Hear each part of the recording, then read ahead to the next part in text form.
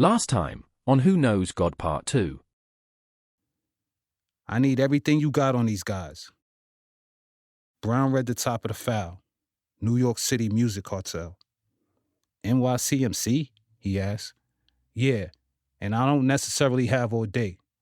May I ask what your interest is in them? We're taking this case federal. This is the target. Lieutenant Hill went from talking to Brown to addressing the group as a whole as he posted a colorless photo of Jason Jordan on a projector. As you all know, Mr. Jordan is wanted for shooting 3 plainclothes detectives in his projects last winter. Mr. Jordan is also suspected of being a figurehead of a Muslim terrorist organization. We've heard him make several mentions of jihad, and he clearly has some animosity towards the American government. Mr. Jordan is most likely wearing some sort of disguise. He might have cut off his dreadlocks, but I've also heard that he may have kept them dreads and be walking around disguised as a woman. Last time on Who Knows God Part 2. They were rolling slow. Lorna, the 23-year-old pledge from the Lower East Side, was whipping the wheel. Sheik Luch's voice was bleeding from the stereo, adding to the ferociousness of the night. East Harlem was black and brown and Spanish, camouflaged with Satan's tricks under the moonlight to manifest this night. Hey, yo, y'all ready? Gwen asked with as much bass in her voice as nature would allow. Nobody said anything. Their ghostly gazes and ghostly grills gave a guess as their willingness to go. Indeed, it was time. Lorna pulled over. Yo, hand me my pocketbook, she said to her fellow pledges in the back seat. Last time on Who Knows God Part 2. She walked up to the desk that the e-board was sitting behind. I want to sign up, she said. Okay, the graduate student said. Gwen, right? She asked. Yeah, Gwen confirmed, inwardly proud that she knew her name. What do you do? Poetry.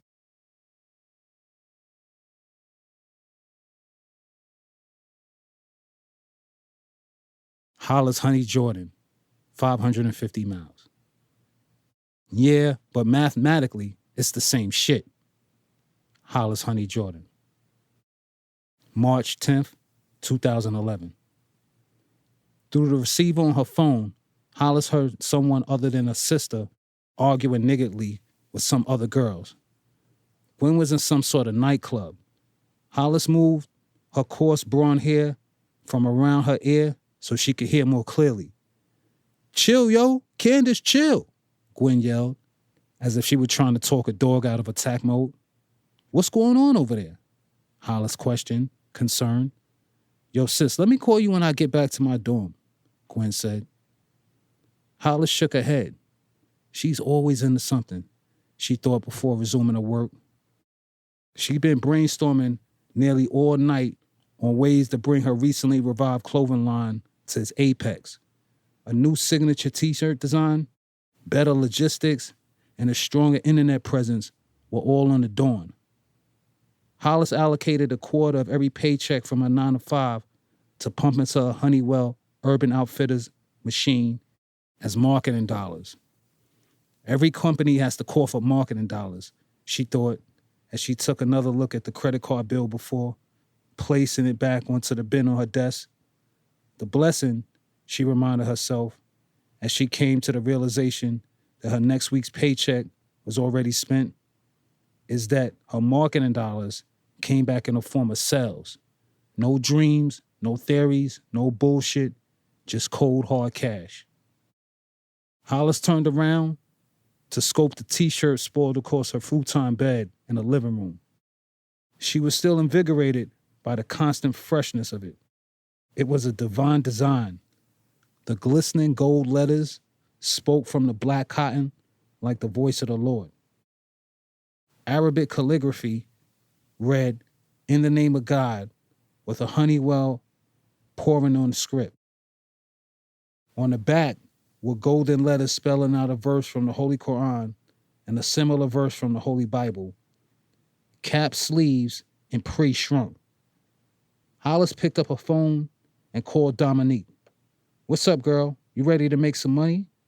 Hell yeah. Shit, a bitch broke as hell over here, Dominique joked. Bet. I got 500 shirts coming in 2 weeks. The weather's warming up. I think it's time to hit the streets, Hollis said. Shit, let's go. I know I didn't appreciate the first opportunity when I had it, but I made some good money working with you.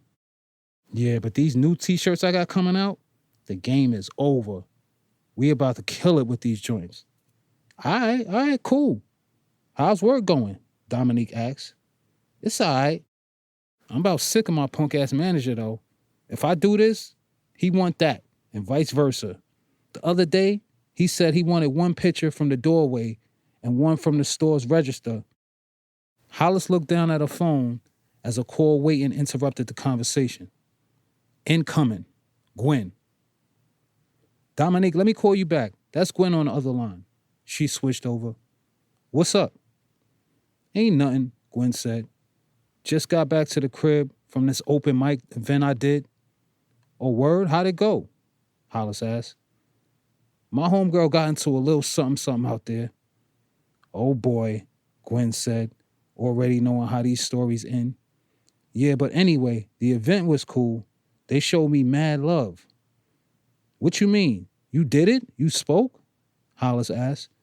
Yeah, Gwen confirmed. What did you talk about? I don't know. I thought I was talking about God, but I don't know. Judging by the people's reaction, I guess I did a good job. Well, how you expect the people to know if you're not sure? Ew, excuse me, Gwen said. Hollis laughed it off, aware that she could be a little too serious sometimes. She beat Gwen towards changing the subject. Sis, you gotta find a way to stop getting into shit wherever you go. What happened with your girl? I don't know, man. It's like it follows me. My crazy-ass sister, Candace, goes and starts a fight because 1:08 a.m. the same night. A cup of peppermint tea, some lit incense, a scented candle, complete silence, and Hollis was all set. She folded into a leather swirl chair and began closing all the frivolous activity on her computer. Hollis had gained, or perhaps regained, a certain decorum about herself by getting back to pursuing her dreams. She was truly able to bear witness, as the prophet David said, that God restores souls. She had her body back along with her happiness. She focused, planned, and attacked like she was able to in high school, without any structure except her work and prayer schedules. For the past 38 days, Hollis had been praying in the morning, at the middle, and ends of the days. She was doing good. So it took even her by surprise how she allowed herself to slip up and have sex with her ex-boyfriend a few weeks back. But she had to forgive herself, especially having faith that God had already forgiven her, as she admitted her wrongdoings in prayer and repented. Reggie called her trying to have phone sex a few times afterwards, as his whistle had been wet and he was trying to keep it submerged in that sweet honey. Hollis pulled the plug, not answering most of his calls, ducking behind work as an excuse. She also made up an imaginary yoga class that she'd been in attendance all week. Nevertheless, she did throw Reggie a bone and gave him the okay to come over tomorrow. Hollis opened the document on her electronic desktop entitled Honeywell Urban Outfitters Business Plan Final Draft. She went through the marketing section and read over the last thing she typed in yesterday. I will use social media outlets such as Facebook and Twitter to promote my brand and keep the company name and logo in the public eye. I believe that these shirts can assist in bridging the divide between a number of Christians and Muslims with the cross-religious references and the images that we will present as a company. Hollis opened a notebook and began transcribing her notes under the next bullet point, and the word went forth. 12:12 p.m. the next day. Hello, Maximum Enterprises Merchant Services. How may I help you? It was business as usual on the job on Monday. Hollis had been gainfully employed at Maximum Enterprises for nearly 2 years now. She was in charge of processing the applications that the field managers gave her daily. In theory, her job description seemed all so simple, but on the ground, things couldn't have been more complicated in the small, struggling company. More and more, the company's left hand had no clue what its right hand was doing. Hollis was beginning to hate every moment she spent here. Juan and Edna, two of the field managers, walked in. Hollis waved Juan over while still conversing on the phone. "When did you try to batch out?" "Okay, hold on one second. Let me check on that for you." Hollis put down the phone and addressed the short, stocky Poppy waiting at her desk. "Listen, Juan, I need you to take better pictures of the stores that you open up." What you mean?" he asked defensively, snatching the application from her. Hollis figured she'd give him proof instead of feeding into his usual drama. She turned to access the pictures on the desktop computer. She opened Juan's individual folder. "Look at this," she said. What's wrong with that?" "What you mean, what's wrong with that?" Hollis asked, almost jokingly. It was obvious. "Juan, you're supposed to give me one picture from the doorway and one from the furthest point of the store." She stood shaking her head. "Juan, this is half of a counter," she said, making it plain. "What's the problem?" Chris, the office manager, asked as he'd overheard the dilemma. Hollis wasn't sure why he even asked. It was Chris who had the assistant director chew her out last week for unclear pictures attached to the applications. "I'm trying to tell him he needs to take better pictures of the stores," Hollis explained. "Don't worry about it. That's fine," Chris said, walking away with his fat ass and wrinkled trousers. Hollis's desk phone rang. She forgot that she'd put someone on hold. She picked up. "Hello, Maximum." Hollis felt a stark, sharp pain in the pit of her stomach. Her instinct wondered if perhaps it was Allah striking her for the ill feelings she harbored for a manager. "Yes, sir," she said into the phone. "I'm sorry about that. Now, when did you try to batch out?" Again, Hollis was struck with pain. "Ow," she said aloud. She grabbed at her stomach. "Sir, I'm so sorry. I have to put you on hold one more time." "Hollis, can you stop putting people on hold?" he yelled from the back room as he could hear and see everything happening at her desk. "You all right?" Marie, a co-worker, asked. In so much pain that she couldn't address either one of them, Hollis got up, clenching the pit of her stomach, and darted for the bathroom. 8:42 p.m., the same night. Hollis bit down into her right black palm as she read the directions on the home pregnancy kit in her left hand. She sat back, wondering when she had become this kind of girl. She knew it was Satan who had delivered her into the situation.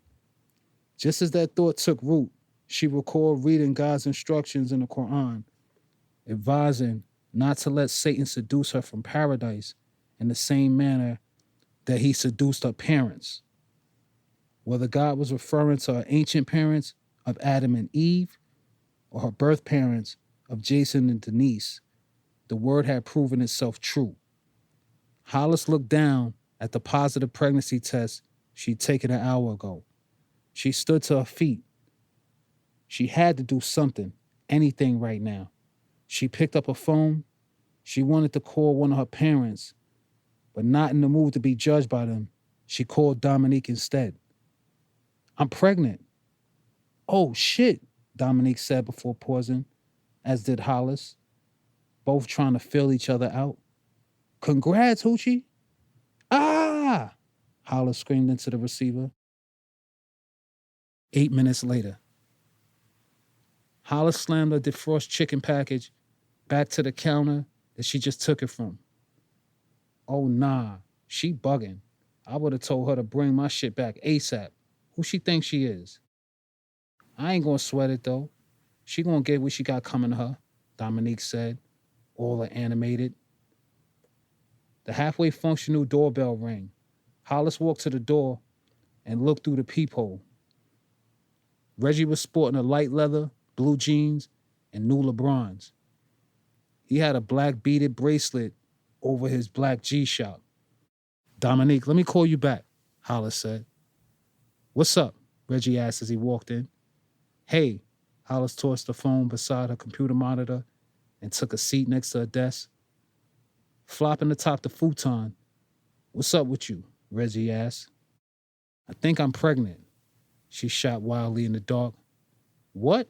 He asked, sitting his tall, lean torso upright. She didn't even bother repeating herself.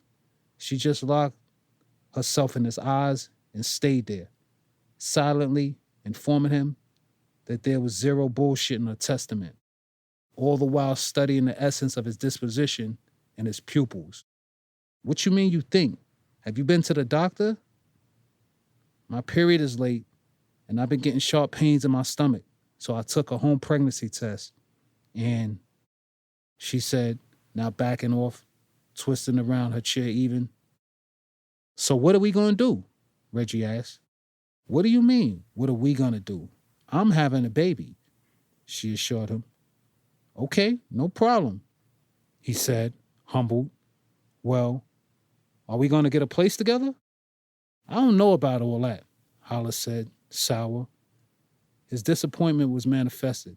He deflated, gazing at the ground. Hollis had the power now, and she certainly was up for a little flexing. Yo, I just started making 5 prayers every day, Hollis confessed, somewhere between guilt and fear. And I just started getting back to my workouts. What that got to do with anything? Nothing, Hollis said, pushing herself to her feet. All right, so I'm going to see you later, she asked, more so pushing him out of the door than looking for an answer. She didn't even look at him as she gathered the dishes in the living room to transport them to the kitchen. A word is like that? Reggie asked. Not in the mood to spare supposed grown man's emotions, she said, I guess, and kept it funky. I'm going to call you later, he said, shaking his head before turning away. Hollis shut the door all the same. The light knocking a moment later took the last bit of patience she had. She about face. Why you knocking like a little... She ripped the door open. Daddy! Shh! Tech put a finger to the front of his lips and stepped inside. What, you want me to show up at your door banging like King Kong? No, I thought you were somebody else. She shut the door and wrapped her arms tightly around his neck. Daddy! She hadn't seen her father in a few months and embraced him as such. Tech suppressed her with his love and muscles. What's up, little mama?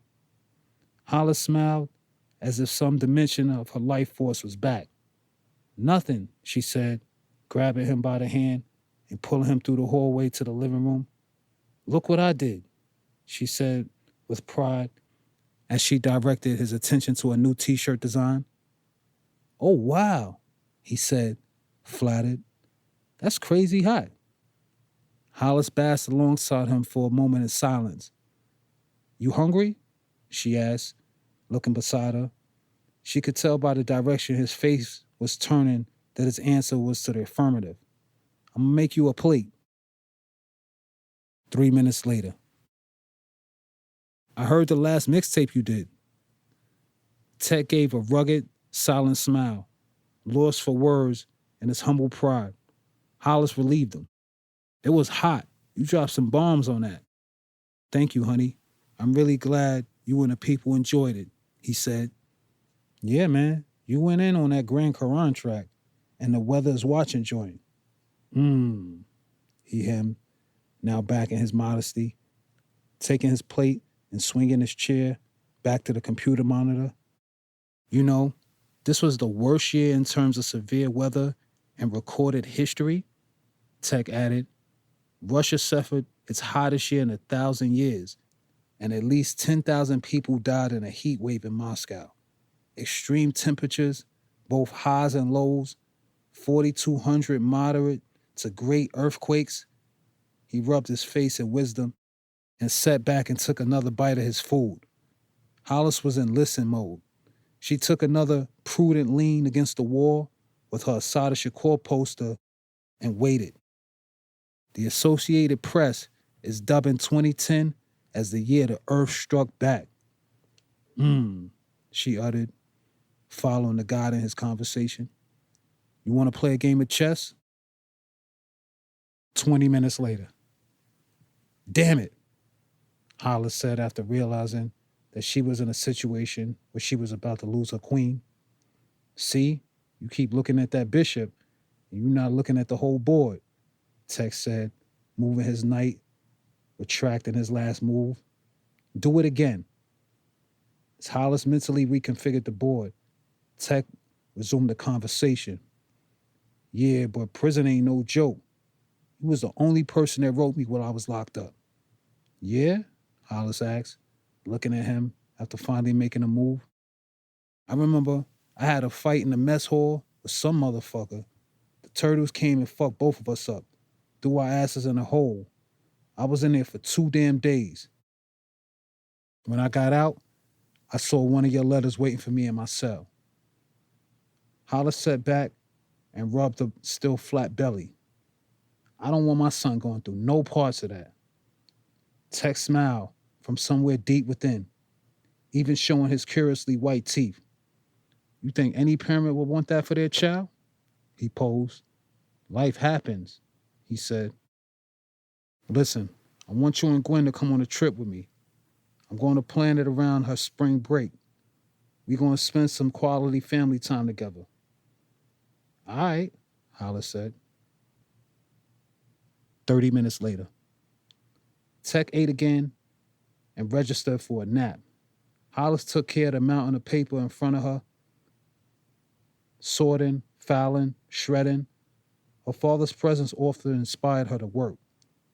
Work is a worship, the prophet said. Hollis opened up a Honeywell Urban Outfitters book of business and got to work. 1:20 p.m. the same night. Hollis was reviewing a merchant quality statement when her manager walked up behind her. Slamming the application from last week on her desk, he asked, Hollis, how many times do I have to tell you, corporate is not going to approve applications with unclear pictures at a merchant store? Chris, are you serious right now? Hollis probed. Excuse me? He asked, looking at her with eyes that Hollis perceived as threatening. Chris, yesterday when I was talking to Juan about the same problem, you came up and told me don't worry about it. Those pictures were twice as clear as this, he yelled, pointing to the pictures that Rob, one of the new representatives, took. Wait, first, I'm going to need you to calm down and lower your voice. I'm not raising my voice, Chris explained. Whatever, she said. Excuse me? Why do you keep saying excuse me like you can't hear me or something? Hollis asked, now steaming. You know what, Hollis? I think you need to take some time. I fucking quit. I don't need this. 10:10 a.m. the next day. Hollis wore a pair of sunglasses that she hadn't put on since high school, a headscarf, sweatsuit, and a down-low demeanor. I'm here to fill out an application, she said rather discreetly as she got to the front of the line. As if the woman on the other side of the counter didn't know. An application for what, sweetie? She asked with an attitude. For food stamps. Hollis felt as if she had to pull every word from her throat. You got a card? The woman asked. What card? Your benefits card, honey. No, I have my driver's license, Hollis explained. The overblown, underpaid woman shook her head, took hold of a purple sheet of paper from the printer beside her and handed it to Hollis. Next, she called out, dismissing Hollis, who had made her way to the purple section. From the loudspeaker came, now calling FX 1009. Hollis looked down at her number, FX 1104. She pulled out her laptop computer and got to work. 2 hours later. Now calling FX 1019. Hollis stood up to stretch. She put her computer on top of her seat, feeling the need to get a little fresh air. She checked out the woman seated next to her. Sister, you mind watching this for me while I step outside to make a call? Sure, the woman agreed. Out in the freedom of the world, Hollis checked the voicemail and called Dominique. She bought a hot dog off a Muslim brother out front. A few minutes later, Hollis made it back to the purple section and hoped her eyes were deceiving her. She didn't see the woman she asked to watch her computer. She walked on, knowing that her eyes weren't failing her. Reaching her seat, it was confirmed that she had been duped. Her computer was gone. She didn't have the wherewithal to be upset with anyone but herself. She shook her head and simply left. 5:36 p.m. the same day. Some strong sense of nostalgia often called Hollis back to her old projects in Harlem. Recently, she made sure to keep those feelings in check, especially since her number one goal as a youth was to one day make it out of the projects. Still, she had much love for those who were still there, those whose dreams of escaping were pending, and those who'd given up many moons ago through Jesus, drugs, or fantasy. Some of her homegirls did the Cooney thing, and a few even went out of state to reputable four-year universities. Some of Hollis's friends joined the armed services, and some were now Jessica sisters. Hollis noticed bandana upon bandana being flagged in the hood. They were money green. Hollis might have assumed that the sisters had competition if all the girls weren't sporting a new color. Y'all changed up y'all flags? Hollis asked Amanda as she took a seat next to her on the benches. Nah, blue is still the official. Sisters from Manhattanville started rocking brown flags, so grand sisters flagging money green now to separate ourselves. Hollis uttered, knowing that Grant and Manhattanville had been having violent skirmishes recently. Yet, she failed to see the philosophy. So what's the point of the gang then? She probed. What you mean? Amanda asked as she dealt with the cigarette smoke in her mouth. If y'all all sisters, or Jessica, but y'all further divided amongst yourselves by your housing projects, then what's the point of the gang? Why not rep your projects? I don't know. If we represented our projects only, then we wouldn't have no sisterhood or no connections outside of our projects, Amanda explained. Yeah, but mathematically, it's like the same shit, Hollis said as she tossed the basketball that rolled to her feet back to the boy who mishandled it. Amanda huffed in impatience. Hollis was clearly pushing her to the brink of her logic. What you mean, Hollis? If you're in this big gang for sisterhood, but within your gang, you got people who would hurt or kill you, then what's the point? You'd face the same mathematical odds just being neutral. Amanda said, I guess, with a strange face. You'd actually be better off being neutral. Most people don't walk around needing protection for, yo, Hollis, I ain't really trying to hear all of this right now, Amanda said as she stood to get lost in the ghetto action around her. And the word went forth. 9:33 p.m. the same night. Dominique's mother ordered some Chinese food for everyone and looked at Hollis and laughed when she tried to give her some money. Hollis, go ahead with that shit. What you can do is run downstairs and get me some more cigarettes, Miss Patterson said as she handed Hollis the $10 from her bra. All right, cool, Hollis agreed. You want me to come with you? Dominique asked as she took the phone from her ear for a moment. She was sprawled across the couch like a grown child. Come with me for what? Hollis asked, as if putting her bravery on full display. She didn't need an escort in her old hood. She turned around and in doing so almost knocked over the mop bucket standing on the wall. The apartment was cluttered to the max. You spending the night? Mrs. Patterson asked as she flopped down in front of the television. Hollis caught a glance of a roach crawling along the dull wall. Yeah, she answered reluctantly before stepping past the pile of trash by the front door. After waiting a few minutes for the elevator, Hollis decided to descend into the building manually. Scaling down these steps was nothing short of an adventure. One could run into anything from people having sex, rolling up weed, to someone, guy or girl, taking a piss. The light was out on the 5th floor, adding to the quest to emerge from the staircase alive. Hollis kept stepping bravely until she was at the back exit. Harlem was glowing and busy as usual. Scanning everything with precision and speed, she caught Vance from the 14th floor of her old building, making a hand-to-hand crack sale. Without missing a step, she changed the projection and course that her eyes were in. That's when she spotted Reggie across the street on his cell phone. He stopped and waited for her on the other side of the street as she dodged a brigade of cars approaching. "What's up?" he asked, looking her over as if trying to get a true understanding of how she was doing.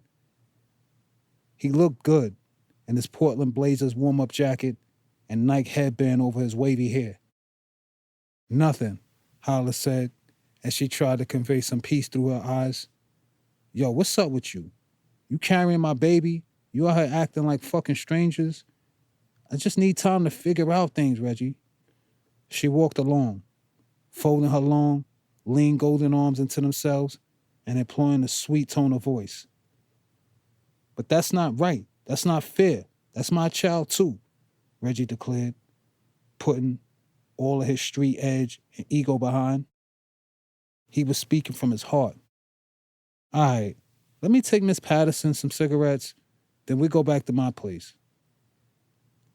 As she knew it would, her words instantly changed everything. "How you been, though?" Reggie asked, walking behind Hollis into the Arab-owned bodega. "Okay, I guess. I quit my job. Been looking for another gig."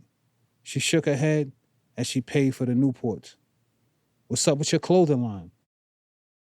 Already knowing where he was going with his thinking, Hollis responded accordingly.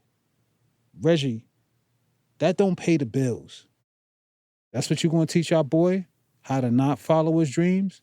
he asked arrogantly, as if there was some valor in his unmaterialized ambition. "Whatever, Reggie," Hollis said, frustrated. "I'm going to teach him how to get the hell out of here." 11:43 p.m., the same night.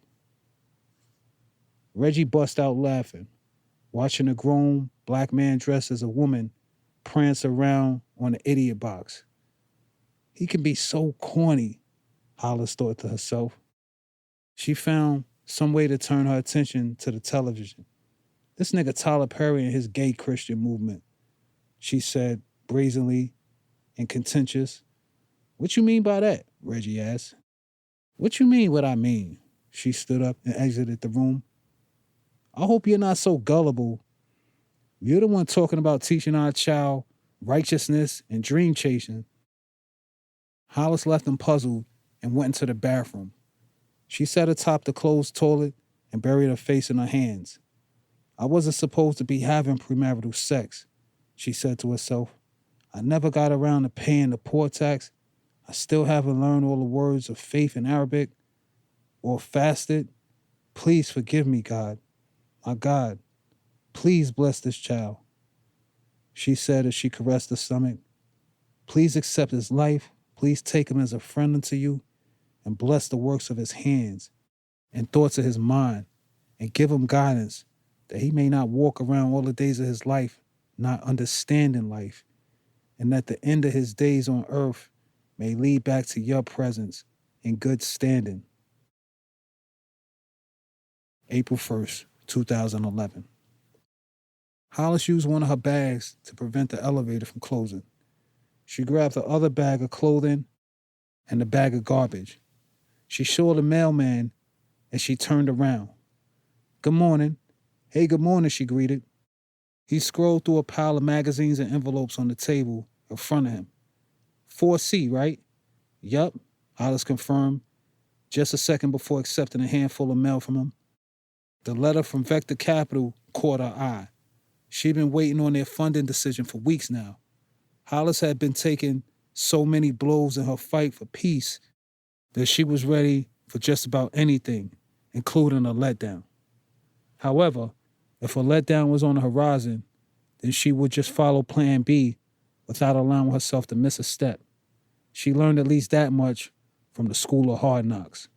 Hollis, we're out here waiting on you, Gwen yelled, with half of her body on the other side of the threshold of the building's entrance.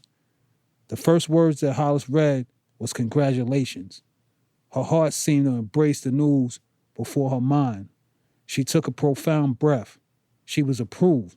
She was getting the money, the funding for her clothing line. Plan A was in full effect. She was going to give her website a complete makeover.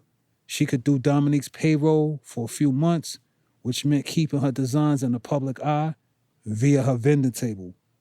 The cherry on the top was knowing that she didn't have to worry about reapplying for food stamps. 4 hours later, fresh pine dominated all the areas concerned with the sense of smelling. Tech told them that they'd be staying out in the country, but this was farmland USA. They were in a large log cabin in the middle of acres of cornfield in Colorado. Tech and Stephanie, a blonde nurse with a big booty, were questionably lodging in the same room, which left Hollis and Gwen with their own rooms. Hollis pulled her earphones out as Gwen stumbled in her room. "What's up, sis?" Hollis asked Gwen, who looked bored out of her mind. "How's college treating you?"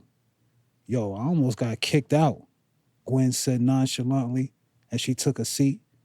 "Kicked out of school?" "Yeah," Gwen affirmed, looking away. "This bitch Candace started a fight with some chick at the club out there. Them bitches came back to my dorm later that night, and we had to box it out." "What?" Hollis probed between perplexed and disappointed. "Gwen, you can't be putting yourself in those types of positions."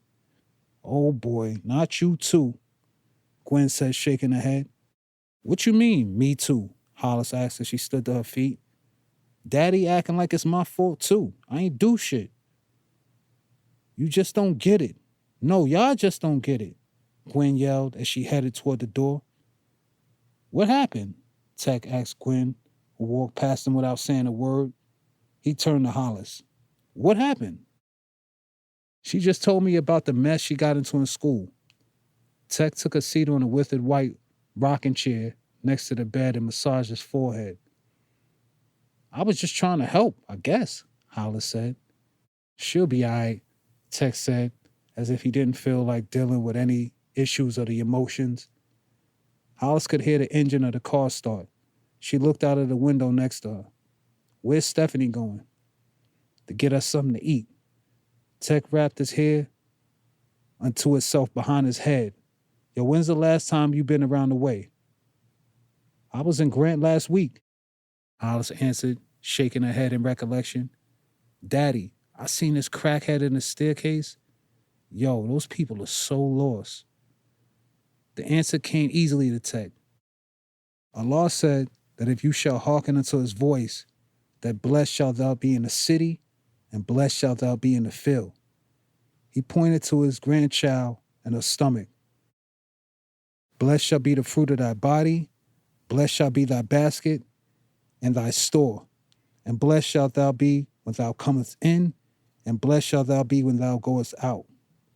But God also advised us that if we do not hearken unto his voice, that cursed shall we be in the city, and cursed shall we be in the field, and cursed should be our basket and store, and the fruit of our body. Tech looked out of the door. Even in dealing with the depths of God's law, Gwen was still at the top of his mind. I remember reading the Quran to Gwen when she was a baby. She was so into that book, yo. "You didn't read the Quran to me as a baby?" Hollis said with a hint of envy. Tech looked off in a positive contemplation. Mashallah. Yo, man, I had to sip knowledge of the Quran to you over your mother's back. Your mom's was not with this deen," he added, shaking his head regretfully. "And Bernadette was?" Hollis asked, standing and walking toward the half bathroom. "Well, Bernadette was able to testify to his authenticity. So how did you end up with my mommy only a year after Junior was born?"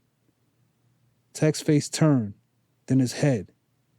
Bernadette ain't want to connect for real. She wanted to still be out there and shit, going to clubs, and if it wasn't that, it wasn't good enough. It's that she ain't want Allah.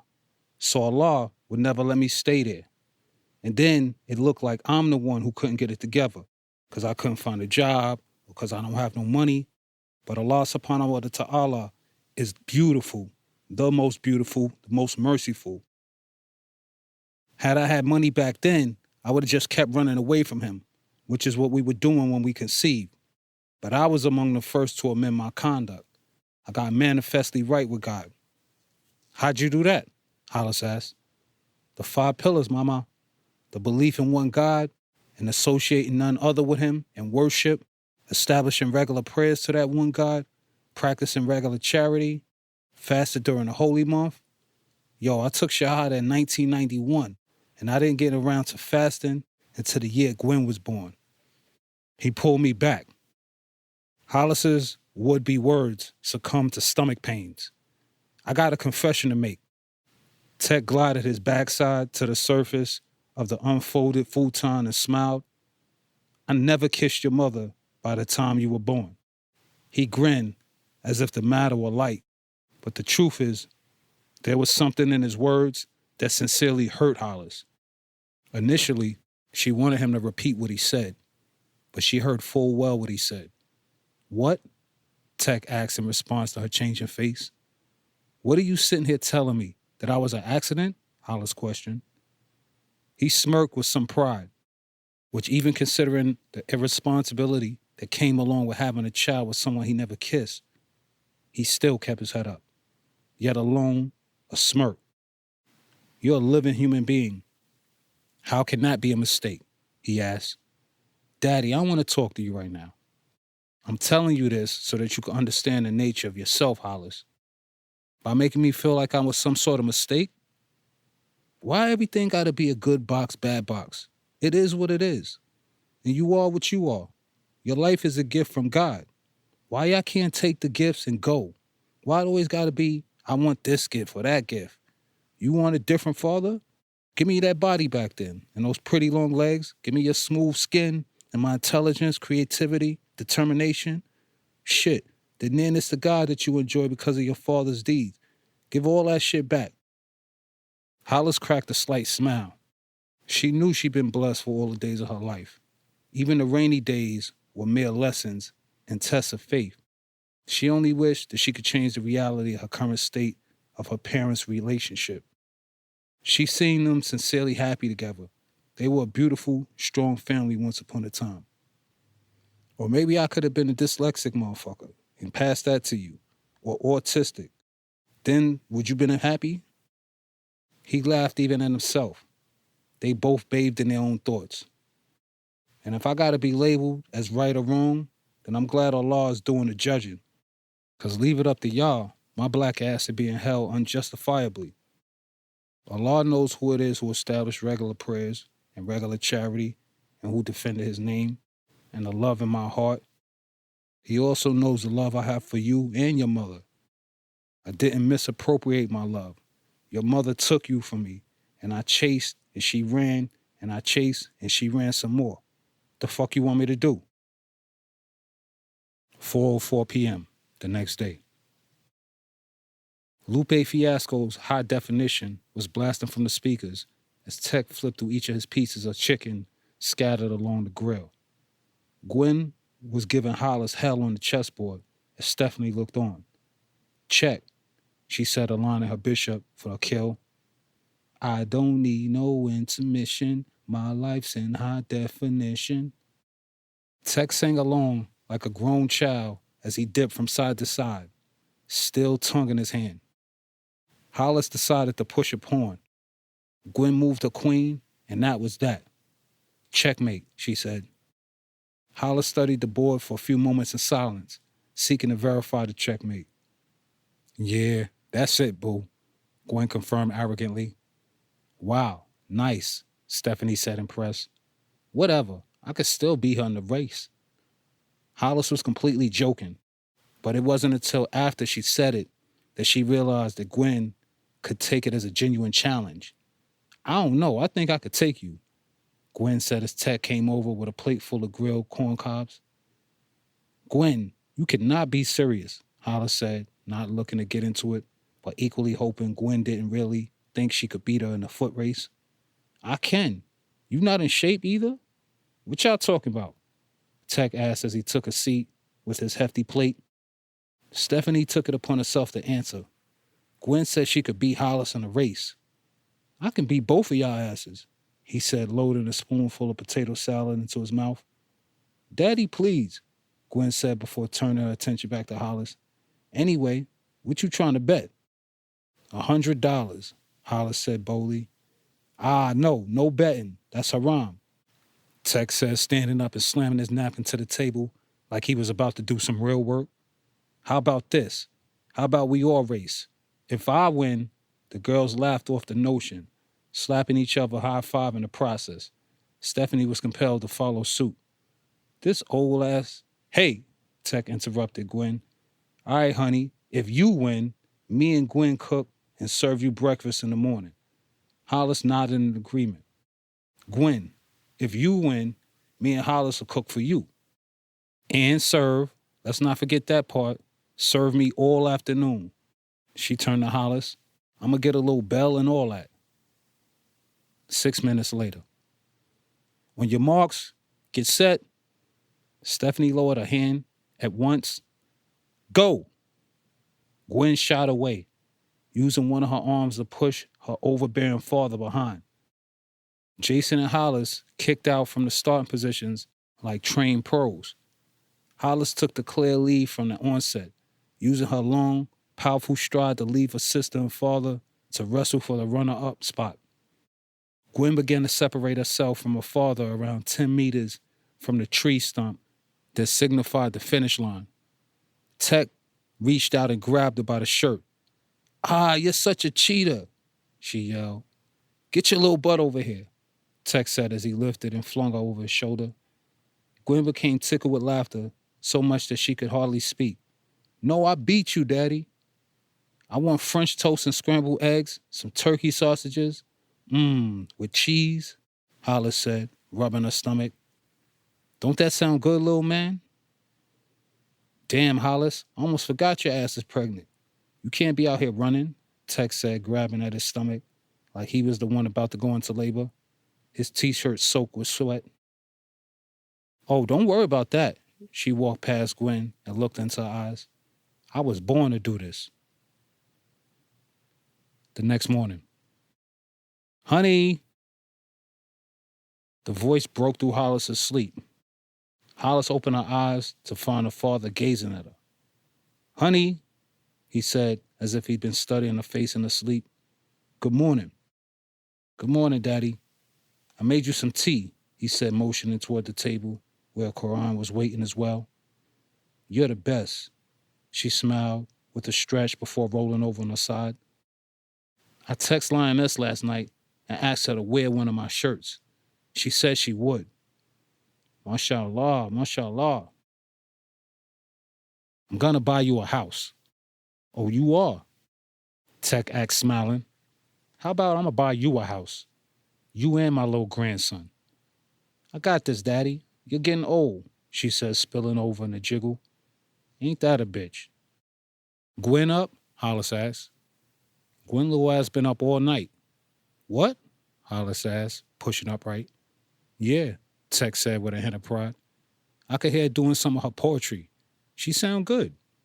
What? Hollis asked, surprised. That girl is gonna go far, likely farther than any of us. His words registered funny in Hollis's tummy, yet she kept it to herself. Gwen has something within her that embraces a challenge of any magnitude. She's fearless, and she has entitlement. When Allah creates, he creates in pairs. This is for the purpose of any given creation having another creation to look to learn its own nature. Gwen is your sister and your opposite. You are here to learn from her, understand why, when you are laid back and peaceful, she is aggressive and ready for war. And she must learn from you. The Holy Quran instructs us that God has created and made us different tribes and nations so that we may know one another, not that we may despise one another. Okay, Hollis said plainly, following his drift. Listen, Tech hunched over with his broad round shoulders and hung his head as if he were about to deliver some bad news. We got this juice bar in Castle Hill in the Bronx. We put it in a sister's name who's been working it for the past 2 years. Mm-hmm, Hollis uttered, knowing she had to hear her father out in his entirety to get the small message. Shorty just had a baby herself, and she don't want to work it no more, he continued. You giving me a juice bar, Daddy? Hollis began to smile, which lit her father's world up, so he began to smile. She reached over and grabbed him and choked his neck with love. But listen, it's a halal situation, so you're going to have to follow certain guidelines. But other than that, it's all good and ready to go. The sound of the doorbell seemed to cap off their conversation. Who is it? Hollis asked. Probably Margot, Tech said. Come in.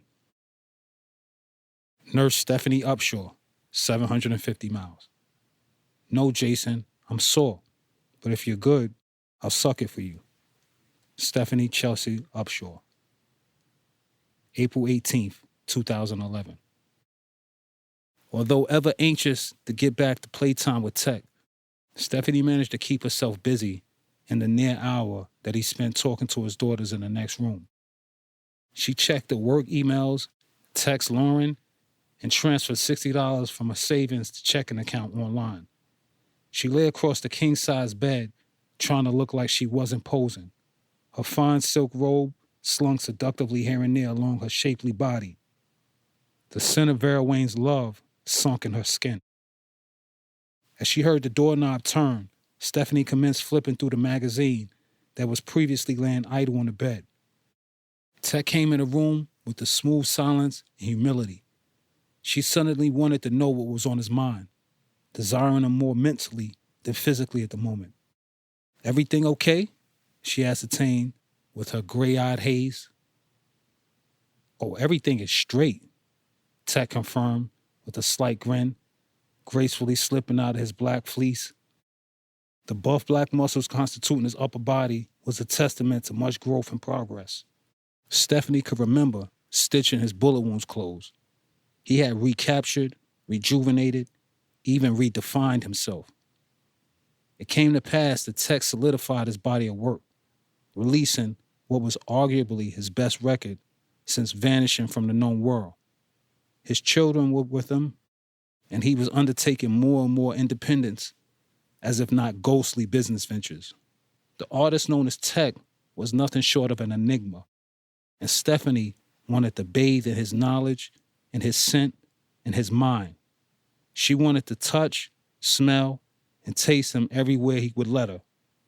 He filled her smooth, pale skin with the colors of love, and he filled her mind with the deep notions of peace and progress. The girls asleep? Stephanie asked, shutting the magazine in her hand and placed it on the mahogany nightstand beside her. Yup, Tech said, exiting the walk-in closet. In doing so, Steph could see where his mind was now at. His hard penis emerged vicariously from the sweatpants he just slipped into. He approached. The tassels suspended from the ceiling fan could be heard tapping into one another. Stephanie's vagina softened unto itself, watching him draw near with her eyes full of lust. He kissed her like he wanted to taste her as bad as she wanted to taste him. The tips of his long, mysterious dreads caressed the shoulders as the two bodies descended as a union onto the mattress. Their lips met again, this time with gentleness. She caressed his brown back and pulled him closer. They sunk into each other. She opened up for him, wrapping her long vanilla legs around him as he pushed deeper than any other man had ever pushed her, taking her very breath. 2:08 a.m. the same night. Pigging out had become habitual after their lustful episodes. At the small pine wooden kitchen table, they sat. The full vivid moon could be seen in all its majesty behind Tech's crown of hair. Stephanie had her legs crossed as she worked into the second half of the turkey sandwich she put in the refrigerator earlier. Tech stood up and made his way to one of the cabinets to retrieve the ketchup for his french fries. As he walked back over, he apparently noticed one of Stephanie's tender breasts, which had found its way past the cloth of her robe. With the bottle of ketchup in one hand, he took her breast in the other. "You gonna let me hit it again?" "No, Jason, I'm sore. No more hanky-panky for the night," she said almost reluctantly. Tech massaged her breast with his curious soft hand, complicating her digestive process. "You better stop before you get something started in here," she said, biting her lips with lust.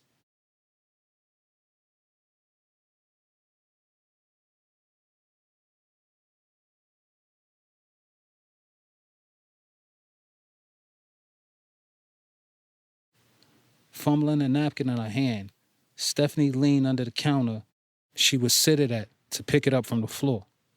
"No, Jason, I'm sore. But if you're good, I'll suck it for you." "You said you want some fucking noodles?" Jason asked in a loud, conspicuous tone. "What?" Stephanie looked up to find Hollis standing in the kitchen in her SBU Lion sweatsuit. Hollis looked at her with blankness before turning to her father. "I got a crazy idea. Come here," she said, commanding him, dismissing the whole thing. 11:23 a.m. The next day. Margot was sitting at the computer in the living room as Tex sauntered through in a pair of basketball shorts and none of his usual vitality. "I see y'all doing a night owl thing out here," Margot said. "What you mean?" Tech asked, walking over to the large windows and pulling the cord to draw back the Venetian blinds. It was a bright spring day. Vast cornfields could be seen on the other side. "It's 11:30, brother. Y'all just getting up?" Margot asked, resting his hand on his long denim shorts. "Brother, between what I did and what my two girls did past midnight, we've already accomplished more in the first half of the day than most people would all day. Plus, I made Fajr and Durham prayers," Tech added in all his arrogance as he noticed the boxes of his own CDs resting on a chair beside Margot. "You made your morning prayers?" he inquired rather painstakingly to Margot's ego. "Nah, brother, I'm on the road. I'll make them up when I get home." "Inshallah," Tech corrected the man who should have already known that it is against Islamic law to say that you will do such and such on a morrow without adding, "if it pleases God." "Inshallah," Margot said. "How many CDs you got with you?" Tech asked, sitting down on the couch. 5,000. Tech nodded his head in approval. "You got the flyers, stickers, and T-shirts?" he questioned further. "Yup, and the promo DVDs, and the black folder, and the stamp," he assured the ever-prepared captain. "Brother, I need the list of shops also." "All right, I'm going to email it to you as soon as I get by a computer." Sitting upright, Tech looked at Margot from across the room with great strength in his eyes. "Yo, bro, take all preparatory measures immediately. I don't give a fuck what you got to do. If you got to walk to Jupiter to accomplish a task, start walking to that bitch. This operation is of critical importance." Stephanie walked in. "Good morning. Well, afternoon, I suppose," she greeted the fellas, not so much interrupting as Tech had seemed to be finished speaking. Tech looked at her only after his non-verbal translation of Margot was complete. "What's up?" he asked, finally sitting back. "Good afternoon," Margot acknowledged. "Gwen and Hollis said they're going to cook breakfast, so I'm going to start my workout you gave me," Stephanie said. "All right, make sure you stretch good," Tech instructed, stretching his arm out to take the folder. Margot walked over to him. "You have some beautiful pictures in here," Margot complimented, admiring the natural wood framework scattered throughout the ground level of the home. "Thank you, I took all these myself," she said, glowing as bright as the day, pleased that someone appreciated her work. "Did you?" "Yes," she said, walking over to Tech. "I have, such a passion for photography. I'm glad someone noticed." She flopped down beside Tech and gave him a playful sneer.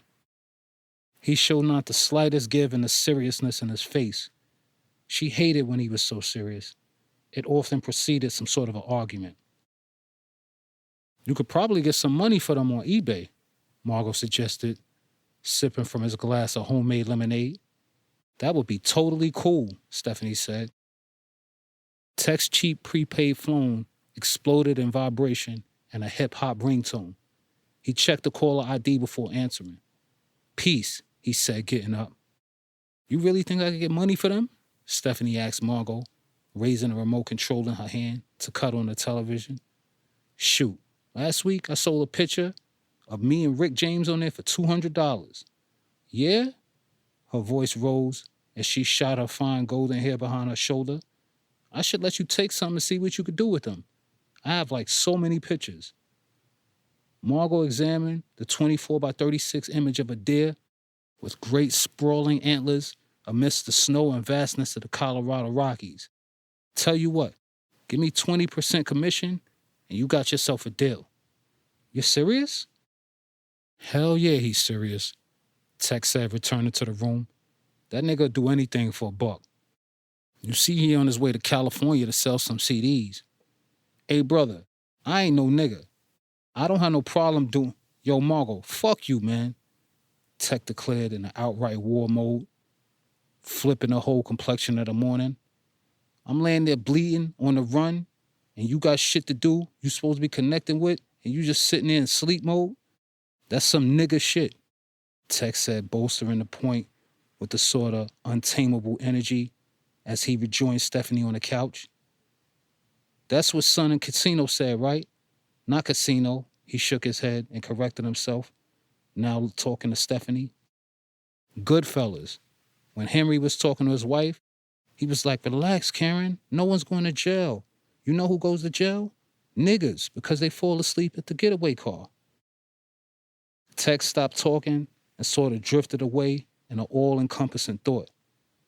Oh, shit, he said, as if he'd had an epiphany. You was asleep in your car when me and Russ was busting our guns at the cops. Brother, I didn't know you felt that way. And this is not a conversation we should be having in public. I ain't trying to hear that shit, nigga. Do what you're gonna do. Go there, take care of the business, and send me my money. Text instructions seemed to be the precursor to a threat. But that threat never came. He simply went back to trying to find the God on the television. Hey, what's up, y'all? Gwen greeted, stepping into the living room, humbly courteous of the situation, which she had to have overheard. Go put a shirt on, Tech yelled at her with fire and passion of a heated father. What? She asked in a mild, clueless sort of way, although she had the sense to cover up her protruding chest behind her sheer t-shirt. Go put a fucking shirt on, he said, not to be mistaken for a man making a request but a demand. Fuck is up with you? He asked in vain, as Gwen had already turned around to go back upstairs. Damn, bro, Margot threw in his 2 cents. With the tyrannical umph of a king, Tech turned to Stephanie. What time you going downtown? He asked, not entertaining the notion of explaining his dealings with his children to anyone.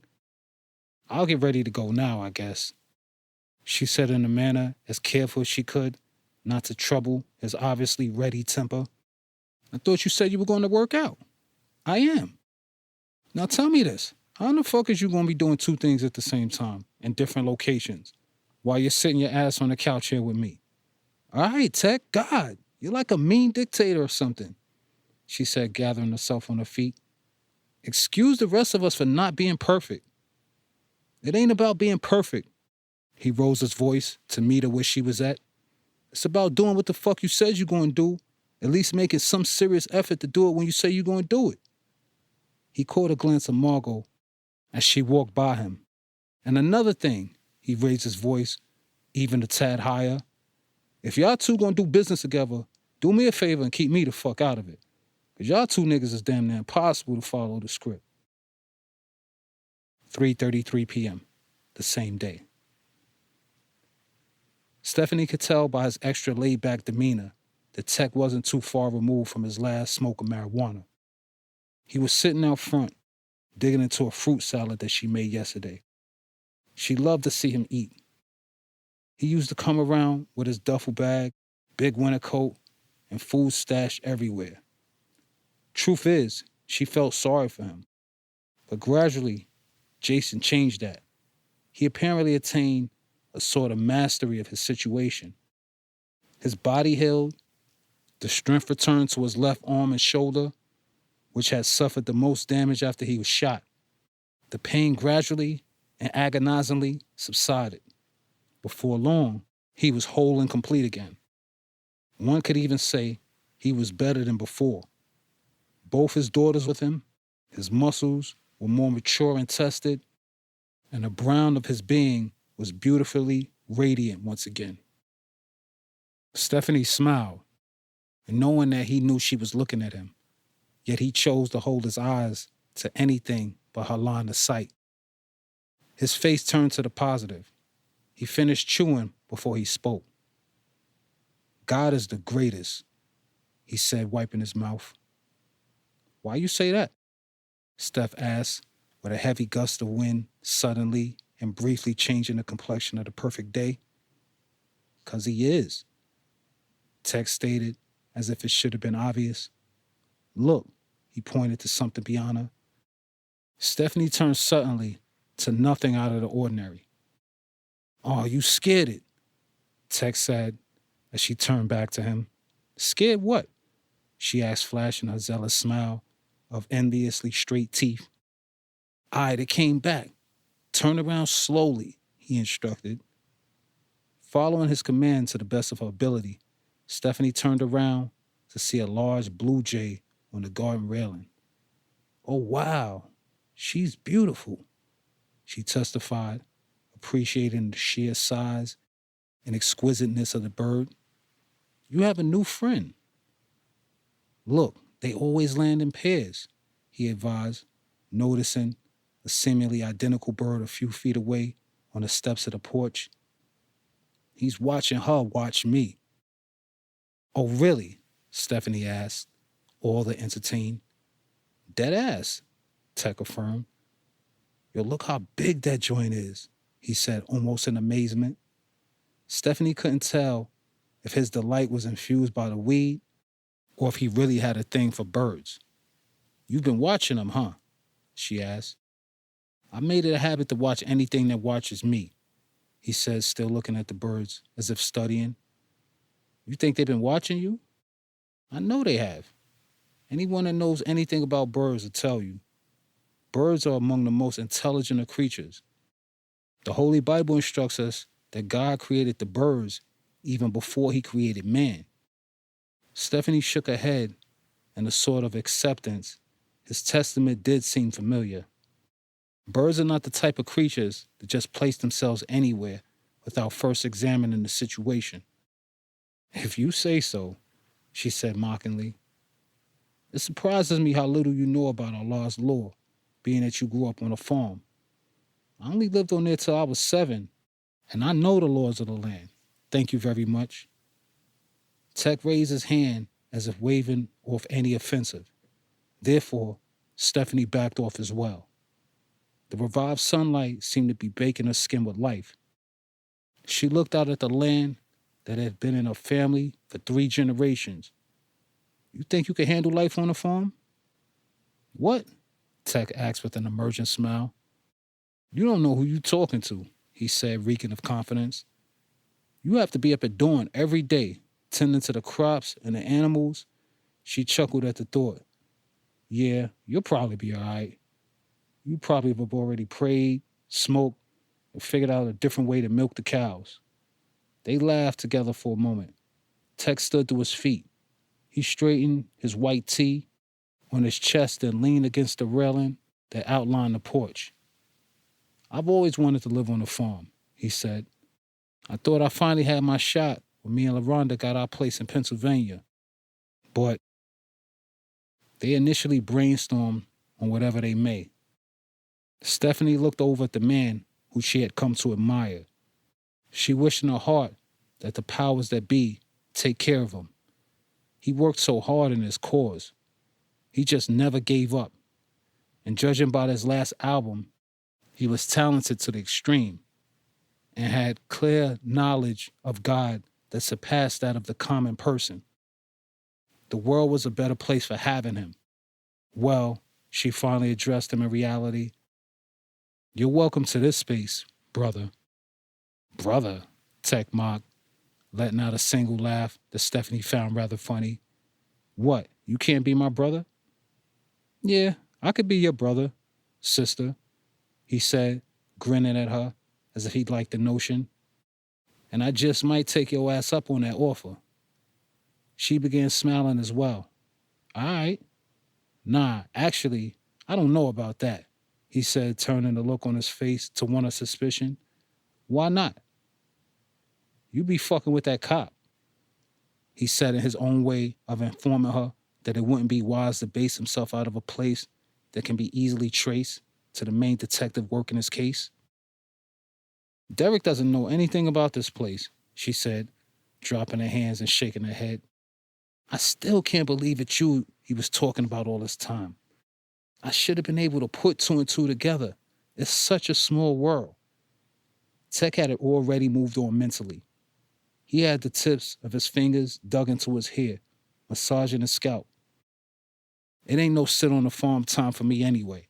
This mixtape is finally starting to take off. I gotta get it while the getting is good. I hope you're not going to let rap kill you, Jason. Kill me? Tech shot back, as if fully prepared to engage in verbal warfare. Tech, all I'm saying is, to me, it seems like you should have cashed out while you had the chance to. You sold 500,000 records independently. You could have just walked away. Tech began shaking his head, although he refrained from interrupting. It seems like you could have just walked away with your house, your children, wife, Listen, man, I made a covenant with Allah. Making music is my deen. You don't walk away from your covenant and your deen right when God bestows serious responsibility on you. And what was that responsibility? She asked. He smiled in a sort of, why don't you know this already sort of way. I have at least 500,000 listeners. He held his hands out as if saying, duh. I can respect that, she said. Still, I just see hip-hop as a genre of music mostly for kids. You will virtually kill yourself trying to keep up with that culture, Jason. I am the culture. Fuck is you talking about? He practically exploded. All right, Stephanie said, virtually deflated. Why do you always have to get so defensive? It's not that I'm defensive. It's that you always get things twisted, and I gotta straighten them out.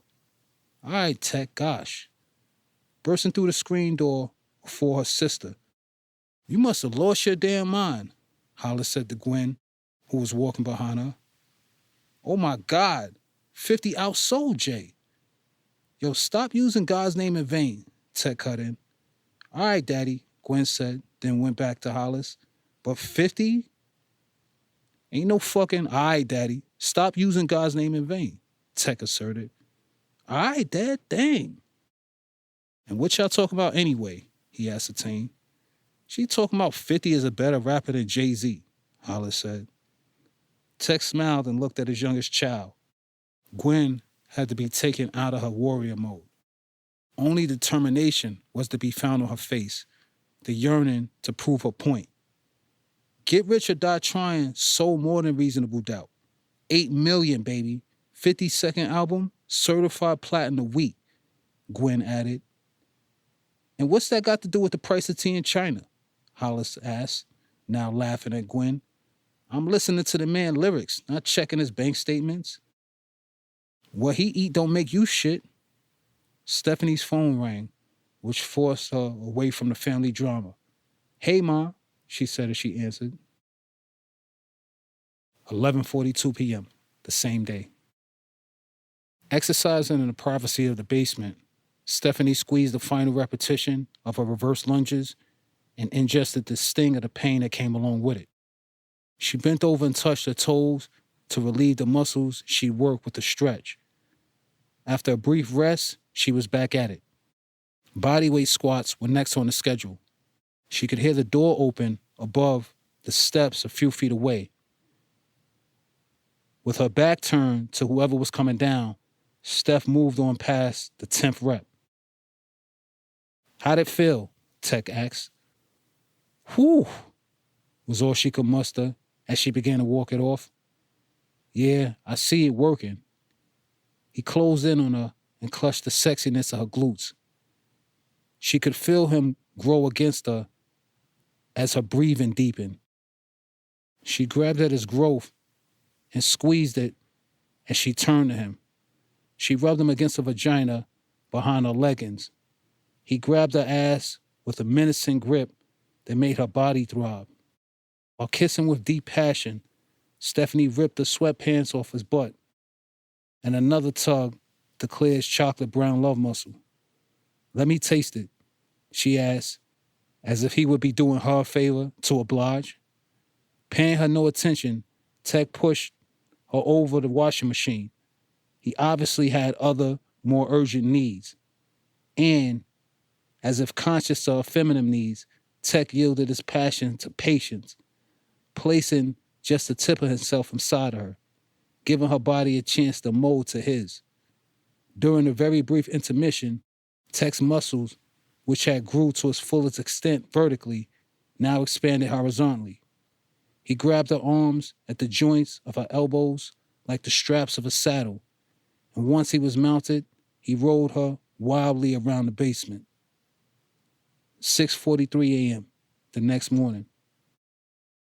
The beauty of this day could be felt from the moment they awoke.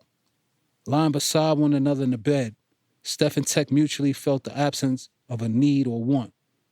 Peace was here. Also a certain uniqueness to this day. Margot, Gwen, and Hollis were all departing today. Steph and Tech was staying an extra 2 nights since she didn't have to be back to work until Wednesday. Stephanie's heart nearly exploded with love when Tech grabbed her hand beneath the cool, fresh-scented sheet. He looked over at her as she turned to look at him. Good morning.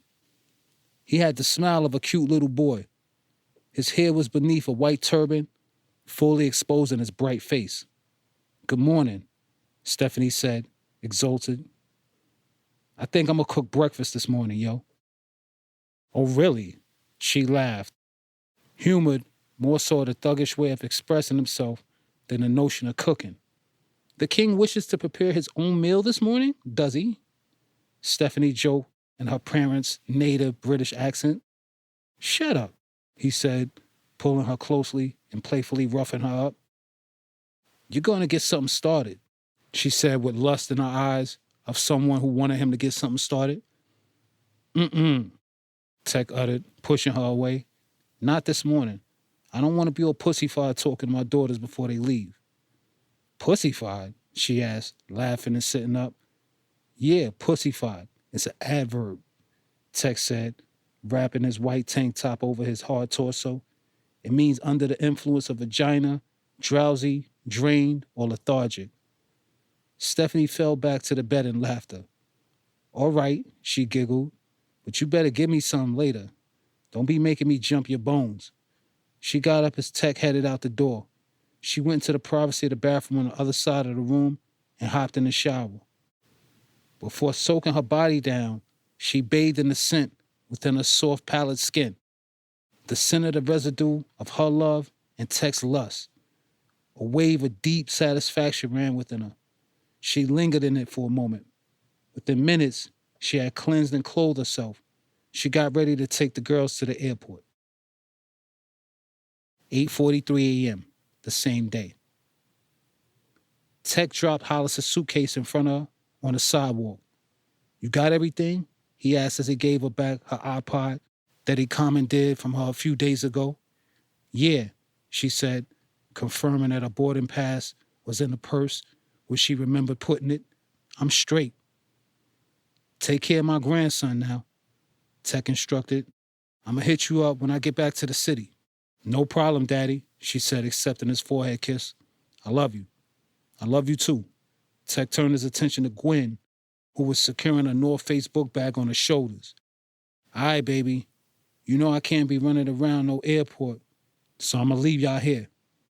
All right, Daddy, Gwen said with the sort of humility in her face. You still love your old dad? He probed, reaching out and pulling her to him regardless of how she felt about it. Of course, she answered, looking up. From the driver's seat of the car, Stephanie pondered if it was possible for her to ever feel such raw affection from Tech. All right, girls. She waved and smiled, as did Hollis and Gwen. It was nice to finally meet both of you, Stephanie yelled. Tech climbed back in the car. They're so well-mannered, Stephanie said, as they both fastened their seatbelts. Yeah, that's my little ladies. You see that?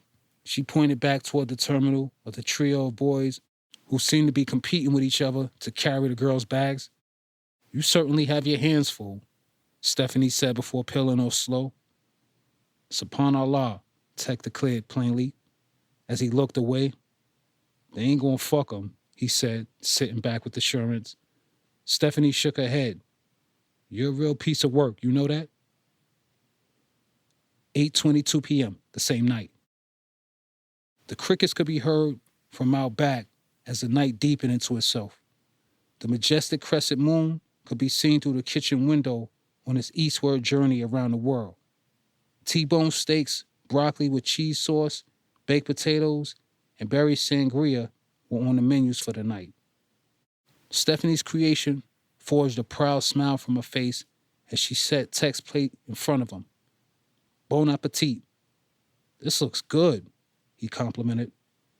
Thank you, she said, taking a seat next to him. Tech gave thanks to the Lord under his breath, then went to work. While chewing, he mentally unfolded whatever puzzle he had in front of him as his eyes wandered blankly from point to point around the kitchen. There was something calling Tech, and Stephanie simply couldn't hear it. It's like he didn't even see her standing in front of him most times. She noticed it first in college, when all she got from him was a polite hi and bye at either end of a question or two in their study group. Stephanie noticed it again during their exercise sessions. He didn't look at her for her beauty or intelligence or personality, but as a unique body that he had to learn in order to better perform his job. Steph had come to be oblivious as to get his attention. Are you going to miss me? Stephanie asked. Tech almost choked, mixing his next bite with that question. He regained his composure and smiled at her, clearly with no plans on speaking with his mouth full. He held out his right hand as if to ask for a moment.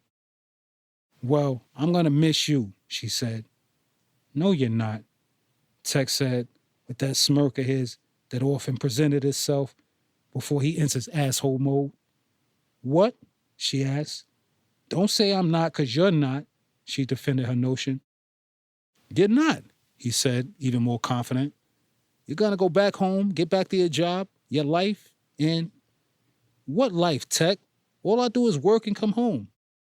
Well, if you submit your will to that of God's, then you could be born again into a free life that he gave you, which you probably initially rejected. Stephanie hemmed from her gut. Derek has been calling me, she said, blatantly switching the subject, as smooth as a train collision. Tech presented that smirk again. He threw back at her and nothing more, as to advise her that he was not concerned with her ex-boyfriend in any capacity. Stephanie became fired by his nonchalance. Not that you care, she said, slamming her fist into the table, trying to get some sort of rise out of him. What you want from me, man? He asked with heavy bass in his voice, as if she'd broken the ice on his cool. You know damn well you don't want to be in a relationship with a nigga like me. That's what you're saying, not me, she spilled over in frustration, nearly yelling. That's 'cause I speak the truth, and you just say whatever the fuck comes to your mind at the moment. Ugh, she uttered, giving him the hand like a sister would. Whatever, Steph. Tech remained firm in his disposition, now going back to his dinner. You just had a good week up here, that's all. I got to know you better, Jason, she said, releasing the assertiveness in her tone. Tech laughed in the most insulting manner, yet he carried on like he didn't even perceive it. What you learned about me you didn't already know? Steph stumbled over her words, and in doing so, she sort of proved this point. I know you pray. You didn't know I pray before? Tech asked to no avail. I know you don't, he said, getting up from the table and walking away. Excuse you? I pray. When was the last time you prayed? Quick, he asked, snapping his fingers. Would you shut up? I prayed last night, she said. Well, pray with me right now if you pray, Tech insisted as he got himself ready to leave the kitchen. Stephanie couldn't believe she was being bombarded by him of all people, someone she tried so hard to help. Ungrateful son of a bastard, she thought. After I gave him such a beautiful week out of the city with his daughters, this is how he thanks me? She followed him out of the kitchen. Jason, I'm not a Muslim. I don't pray the way you pray. Tech stopped before heading up the staircase. You pray to God? He asked. Yes, but, well, I pray to God, so we should be able to find some acceptable level of praise together, if it is him we seek to praise. Yeah, but... Tech kept his full attention with her in her few moments of confusion. Then he turned to head back to his previous engagement of scaling the stairs. Where are you going? She asked. Oh my goodness. He stopped again, smiling as to not cry. Come with me, he offered in a weird shift of emotion. Stephanie followed in the weirdness of the moment, never relinquishing her desire to be next to him. By the time she got to the steps, Tech had already been in the linen closet and back. He threw a clean towel at her. Come on. He walked into the master bedroom and toward the private bathroom. All right, he said. I want you to go in there, wash your face, hands, wash out your mouth, cleanse behind your ears and neck. Why don't I just take a bath? She asked with a slight roll of her neck. You want to? That was a joke, Jason. He deflated. Well, don't be joking. This ain't joke time. It's time to get clean for Allah. All right, well, wait. If I'm going to pray with you, you can't say Allah. All right, no problem. I'll say God. Is that okay with you? Whatever, Stephanie said, entering the bathroom as if being forced. And wash your arms from elbow to wrist 3 times each and run a handful of water over the top of your head. Stephanie cut him off. All right, I got it. Ain't no fucking all right, you got it. If I ain't finished telling you the shit, Tech says, steaming. Then what you do next then, since you got it?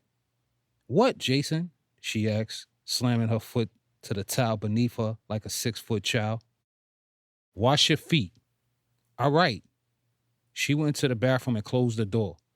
Looking at herself in the mirror, Stephanie was able to do away with the strange energy surrounding her.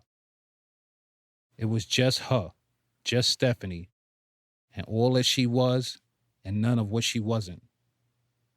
After her temperature cooled off, she could feel God giving her another chance at tonight. She knew that she was at its gateway of forgiveness. She exhaled and began washing her face and arms. Then she came out of her right slipper and struggled to put her foot beneath the basin.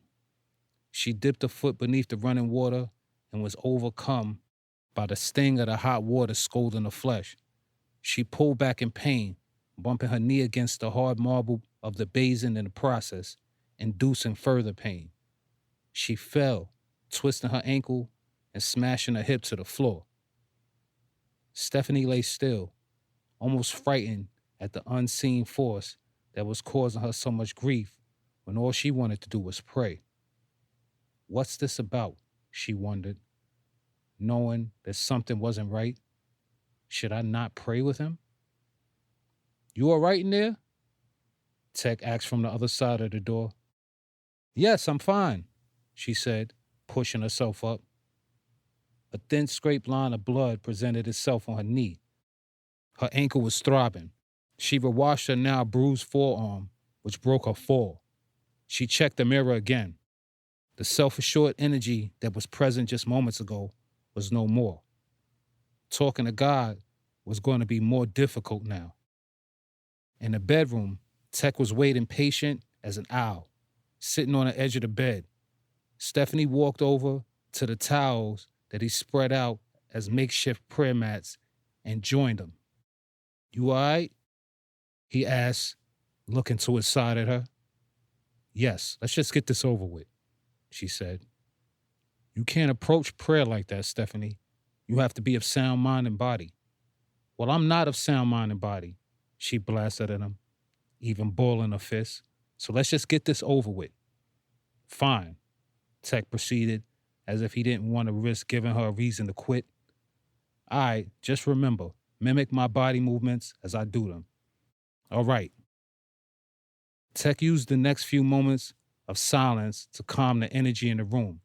He closed his eyes and raised his hands near his ears. God is great. I don't have to say anything, right? Stephanie asked. No, he said, looking at her with foggy eyes, as if he had already entered the zone of which she briefly pulled him back. He straightened and bowed his head, then went back in. God is great. God is great.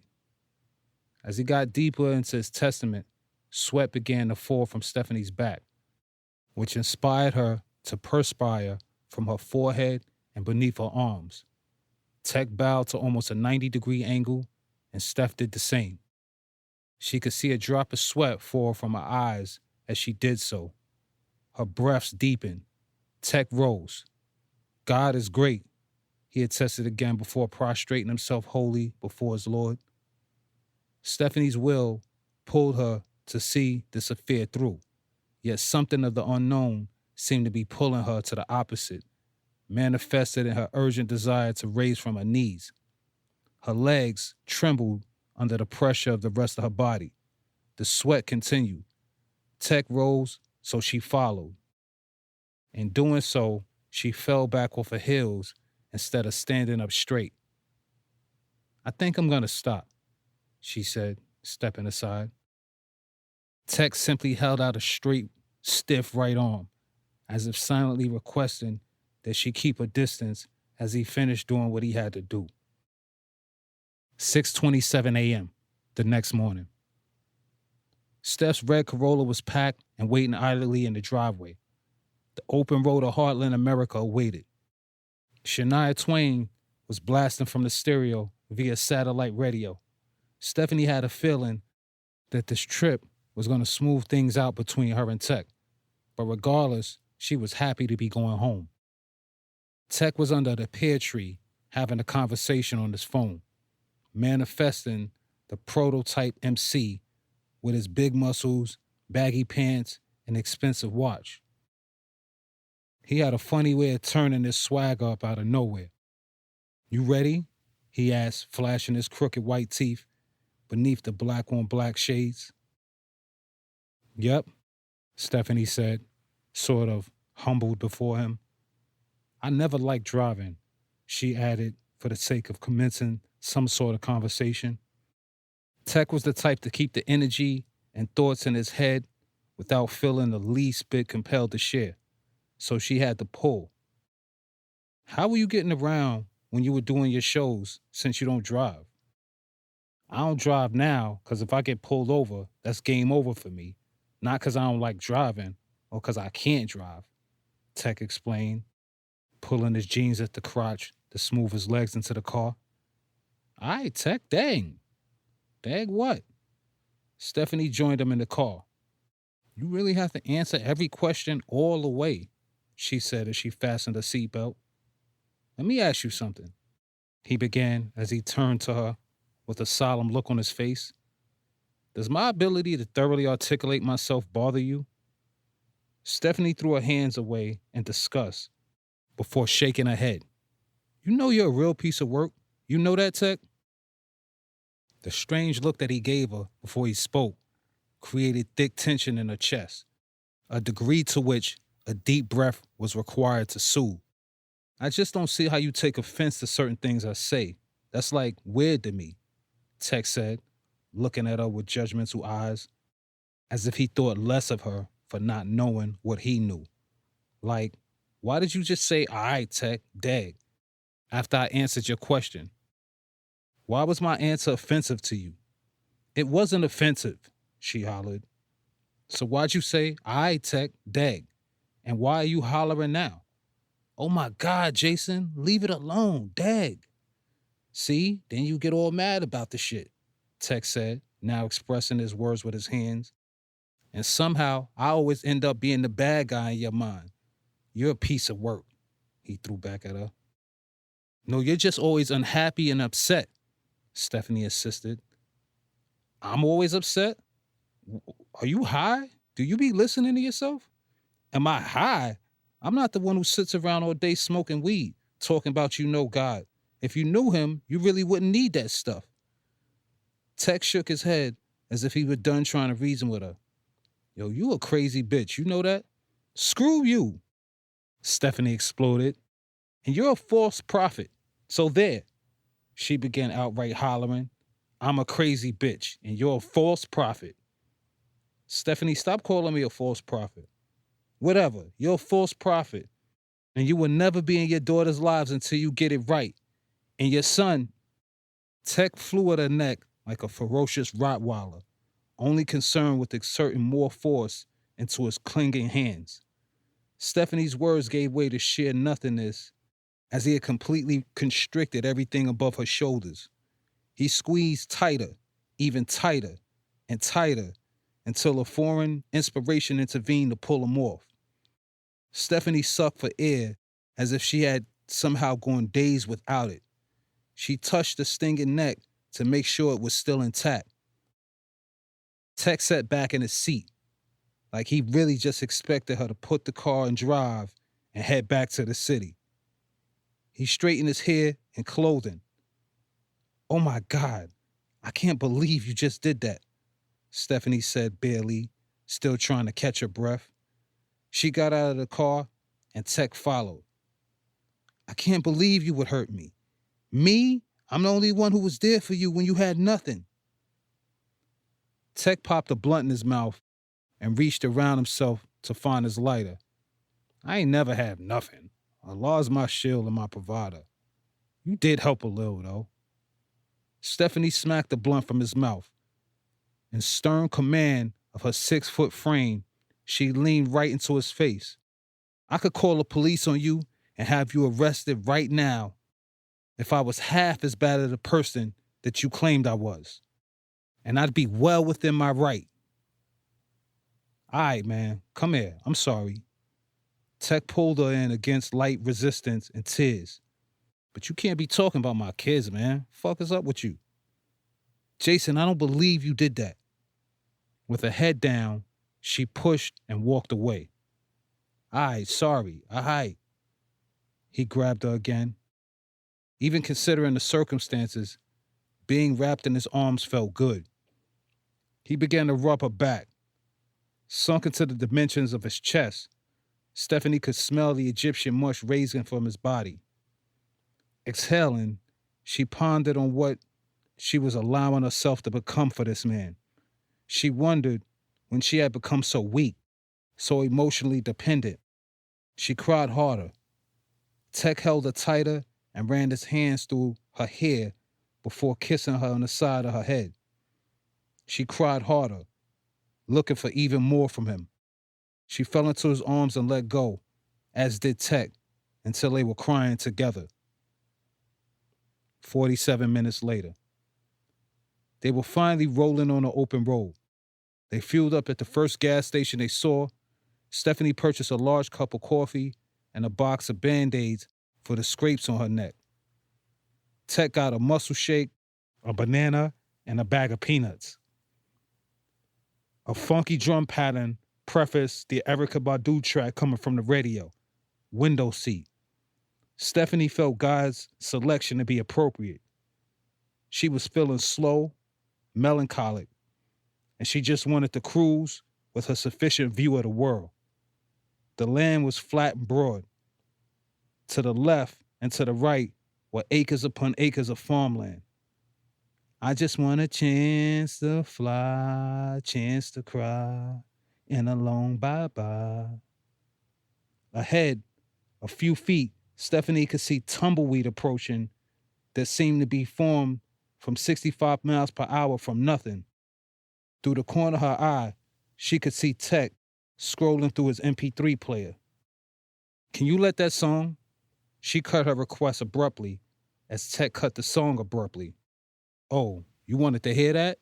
he asked. "Don't worry about it." She gave an extra disgusted shake of her head to let him know that she was further compromising herself to please him. All he does is take, take, take. She huffed and repositioned herself, annoyed at everything, including the fact that she had to do most of the driving. As if he'd caught her drift.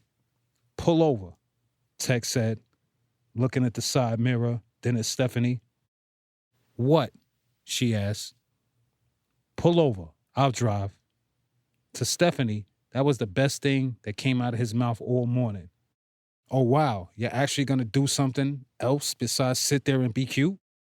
She sneered with a hard cool behind the steering wheel. In an attempt of being peaceful, or as to not choke her again, Tech passed on commenting. Stephanie decelerated and took to the shoulder of the road. There was no other traffic around. They quickly and swiftly changed positions. Tech had taken a speeding before Stephanie could get comfortable in her seat. "I don't know. I'm just thinking you may want to slow down, maybe, especially if you're concerned about the police." "I got this, Steph," was all he said, yet she could feel the velocity reduce. Stephanie reclined all the way back and let her eyes go. The thought of returning to work was refreshing. She needed to get back into the groove of her real life. This nightmare of a fairy tale where no one lived happily ever after, where she was submissive to some mystery god whose will could conveniently only be conveyed by Tech, where she frequently reached but seldom achieved, wasn't her life. She was a successful, attractive RN with a bright future, which she was sure to include a husband and kids despite being 30-something. "So what are you going to do when you get back home?" she asked Tech to get away from her thoughts. He chuckled before answering. "I'm going to do what I always do. I'm going to make my music and get it out to the world." His hair flew through the wind with a sort of resilience. His hands gripped the steering wheel with visible force. "The money Margot going to bring in from that Cali trip is going to set me up nicely for some new things," he added confidently. "How do you conduct business when you can't use your real name for anything?" Stephanie asked. "Allah provides," was all Tech said. "I see. I don't know how you do it," she admitted. "Sometimes I imagine what your days are like." Tech played a compliment modest in his demeanor. He simply nodded his head and hastened to turn up the volume on the radio as rapper Lil Wayne's voice came into hearing. "I like a long hair, thick red bone. Open up her legs and filet mignon that pussy." The sun was shining in all its majesty up ahead. The hip-hop sort of gave them the right to smile. Stephanie's hair was floating through the wind, and her long arm was hung lazily out of the window. She snapped her fingers and sang along to the hook. "'Cause we like her, and we like her too." She nodded her head. "I like that new girl. What's her name? Nicki Minaj?" she asked at random. "Yeah," Tech confirmed, looking at her with something like a smile. "You like her?" "She's hot," he answered plainly.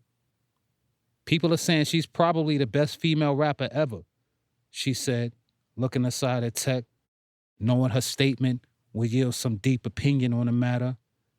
"The best female rapper of all time is the Brat," he said, as if he had a hip-hop authority badge around his neck. "The Brat? You're not serious. She hasn't even been rapping that long," Steph said, as if she knew. Tech squinted his whole face. "You out of your mind? The Brat is an OG. You remember Give It To You?"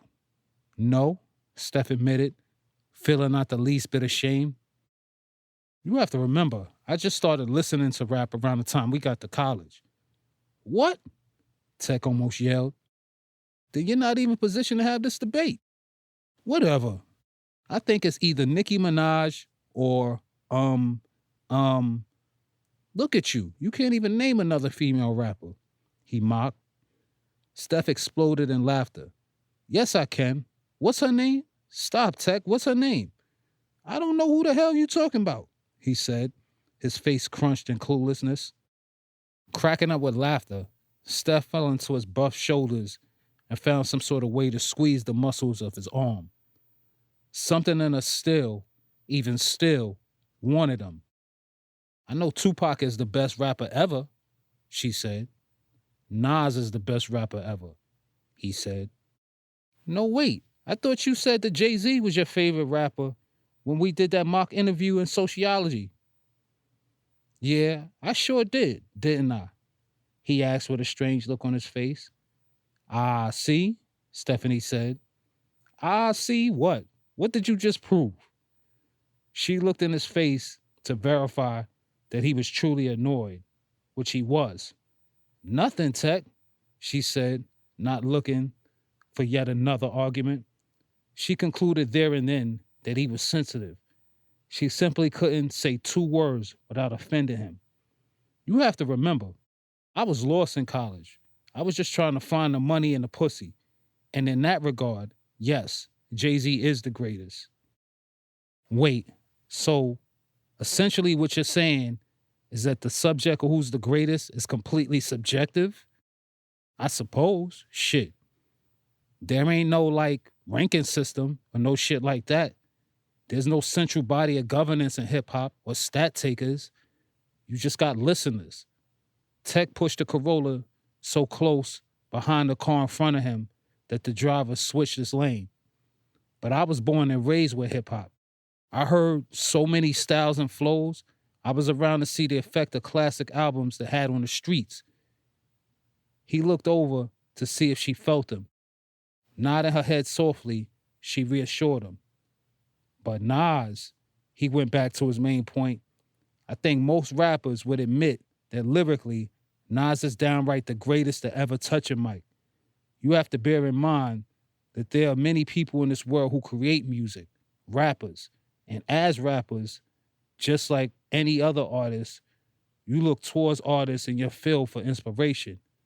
And no brother has ever picked up a mic and has had as long-lasting influence on the music and culture as that brother.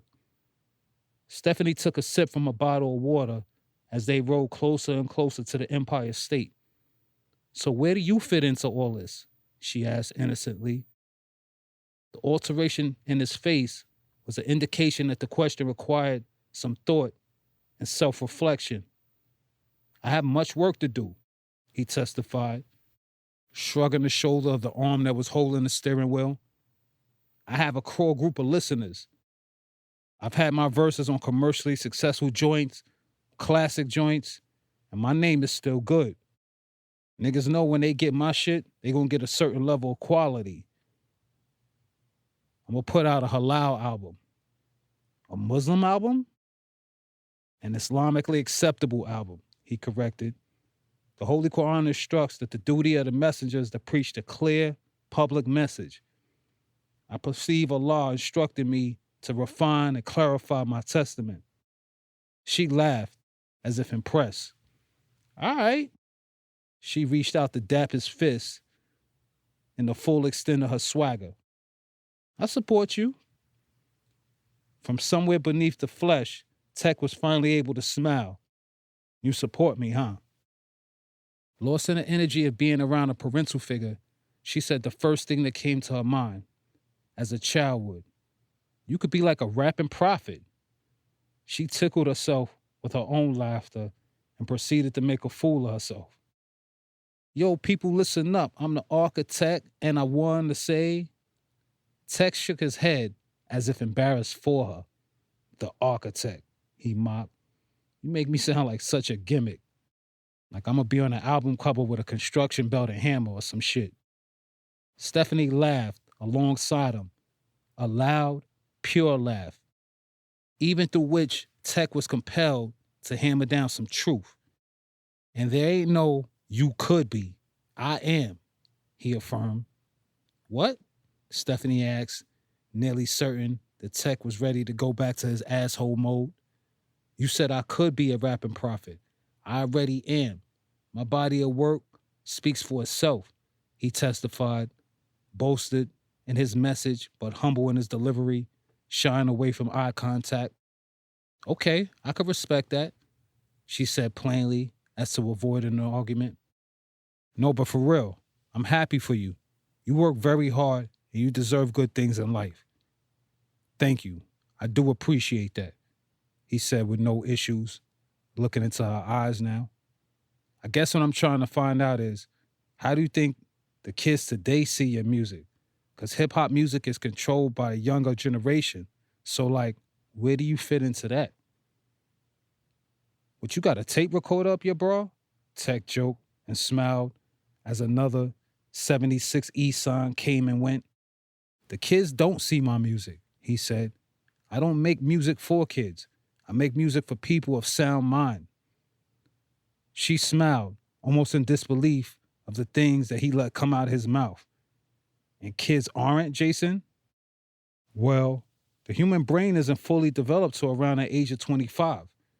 The Quran instructs us that man doesn't attain his full age of strength until the age of 40. I make music for people who are nearing maturity in both regards, and thus have already had the word proven true against them. So basically, you're just trying to teach people about God through your lyrics. You don't really care if they dance to it or play it 1,000,000 times on the radio. Through my music, I am teaching people about God, he was compelled to correct. Okay, gosh. 2 hours later. Steph, Tech called out to the sleeping beauty. Ever the light sleeper, Stephanie began moving as soon as she heard her name. She opened her eyes to the same highway that she fell asleep along, although the sun had relocated. Yeah, she answered. You still want to take those pictures of the windmills? Yeah, she confirmed, stretching her lanky body along the duration of the passenger seat. They're coming up. Tech pulled over to the shoulder of the road and activated the hazard lights. Stephanie reached behind her, took hold of a camera case, and stepped out of the car. They had crossed over into the state of Nebraska and presently were to the right of a large, white windmill farm. There were no other cars in sight, save for an approaching 18-wheeler coming up on the other side of the highway. Stephanie's camera snapped away. It's beautiful, isn't it? She asked, flipping her hair over her shoulder and aiming her camera. Leaning against the trunk of the car, Tech lit a sour diesel-filled blunt. I actually can't agree with you on that. There is some unique beauty there. Where do you want your dream house to be? She asked, kneeling to a knee for her next angle. Shit, he said, looking out with the regal strength of a fugitive. Out here, he said as he pulled in another round of smoke and oxygen. Stephanie chuckled at the notion as the 18-wheeler flew by with earth-shaking force. I'm serious, he assured her. I just want to be the fuck away from everybody and everything for a few years. 9:40 p.m. the same night. They crossed into the state of Illinois 23 miles ago. Now Stephanie was behind the wheel and Tech was doing the sleeping. She saw a highway sign for food, fuel, and shelter, and she decided to take the exit. Tech awoke as the car decelerated and halted at a red light. Where we at? He asked. Coming up on the town of Geneseo. We just got to Illinois, Stephanie informed him. Just crossed into Illinois? He squealed, looking into his wristwatch. You're slow driving ass, he mocked, half awake as they crept down West Main Street. Oh, shut up, she said, pulling into the Super 8 parking lot. She shut off the engine and they climbed their exhausted bodies out and into the lobby. Can we have a room for two? Stephanie asked, reaching the front desk. Just for the night? The attendant asked Stephanie before stealing a glance at Tech. She concurred with a nod of her head. Breakfast is from 6 to 9:30. Checkout is at 11 a.m., he advised, sliding Stephanie a paper to sign and plastic room keys. Y'all got a pool? Tech asked, looking up from his cell phone. A pool? Stephanie questioned with exhaustion in her eyes that spoke for themselves. The only facility that she needed was a bed. Yeah, shit. I'm about to head back to the concrete jungle. I want all the luxury I could get right now. Yes, sir, the attendant grinned with understanding. We have a pool. 11:02 p.m. the same night.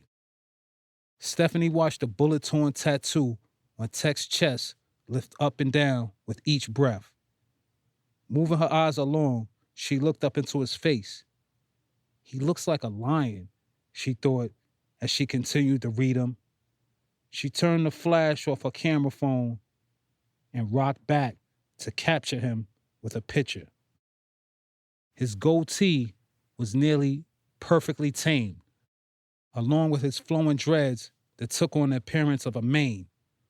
Waking in time to catch her in the act.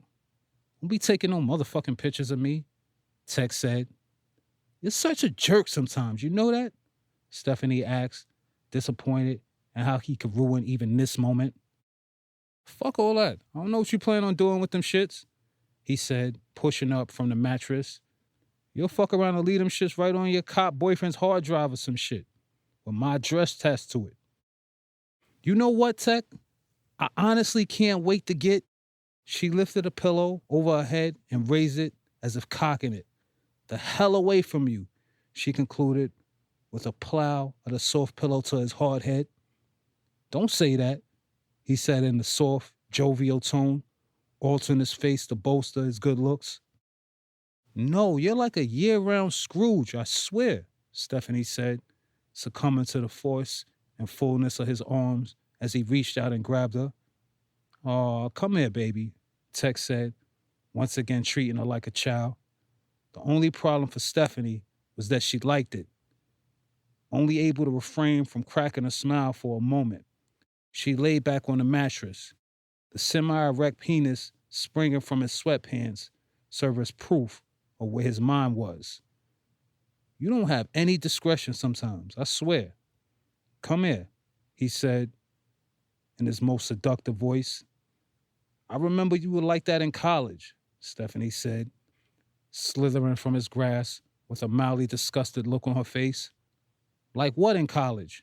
Tech asked with an ill look at his own. You would just use girls for sex, and that's it. I still haven't forgotten what you did to Fatima. Yo, man, fuck all that. That shit is between me and fucking Fatima. Now you gonna give me some or what? He asked, squeezing his dick as if to remind her that this was about lust and not love. No, Jason, she sat tall. You're not gonna use me like some slave. Tech bust out laughing, almost flaunting his handsome smile. What in the world are you talking about, yo? Please, Jason, I'm starting to see how you think. And you know what? You're very selfish. Oh my goodness, he exaggerated, slapping himself on the forehead. I'm a false prophet. I'm selfish. I'm an asshole. Why did you bring me out here then? Why you like spending so much time with me and giving me head and ass and all that? You think you're closest to God, Stephanie commenced, explaining her thoughts rather than answering his question. You just expect everyone else to cater to you for your knowledge. She mocked the word with air quotes. And if they don't, then fuck them. You wouldn't even help me carry my bags out of the car last night, she said at random. First of all, you carrying the bags out of the car at damn near midnight, like somebody gonna steal them shits, is mad extra, he said, growing with the bass of his voice and opposed to the penis in his pants. Now he was downright serious. We out here in the middle of Western bubble fuck, like somebody gonna break into the car and steal your shit. You be doing mad extra shit, my nigga. And you, I'm not your nigga. Anyway, and you expect me to... No, I'm not your nigga. Stephanie was overcome with red energy, flustered with the rage of the moment. She was looking for war, and she found it. Yo, you motherfucking bitch. Watch who you talking to. No, fuck you, bitch, she screamed, lifting her bottle of water from the nightstand and flinging a splash in Tech's face before throwing the bottle at him. Stephanie cringed heavily as Tech took to his power heavily, He did nothing short of inflating as he raised his hands for her throat, as he did nothing short of deflating as he stopped before making a terrible mistake. As for Stephanie, she had regained her courage and cold-cocked the dread in the mouth. Alas, Tech took hold of her by the throat and on some worldwide wrestling shit, shot her entire body off the bed and hard to the ground. Wholly in a daze, in the following moments, she could see Tech take her keys out of her pocketbook and head for the front door. She tried to stand to her feet, only to become dizzy.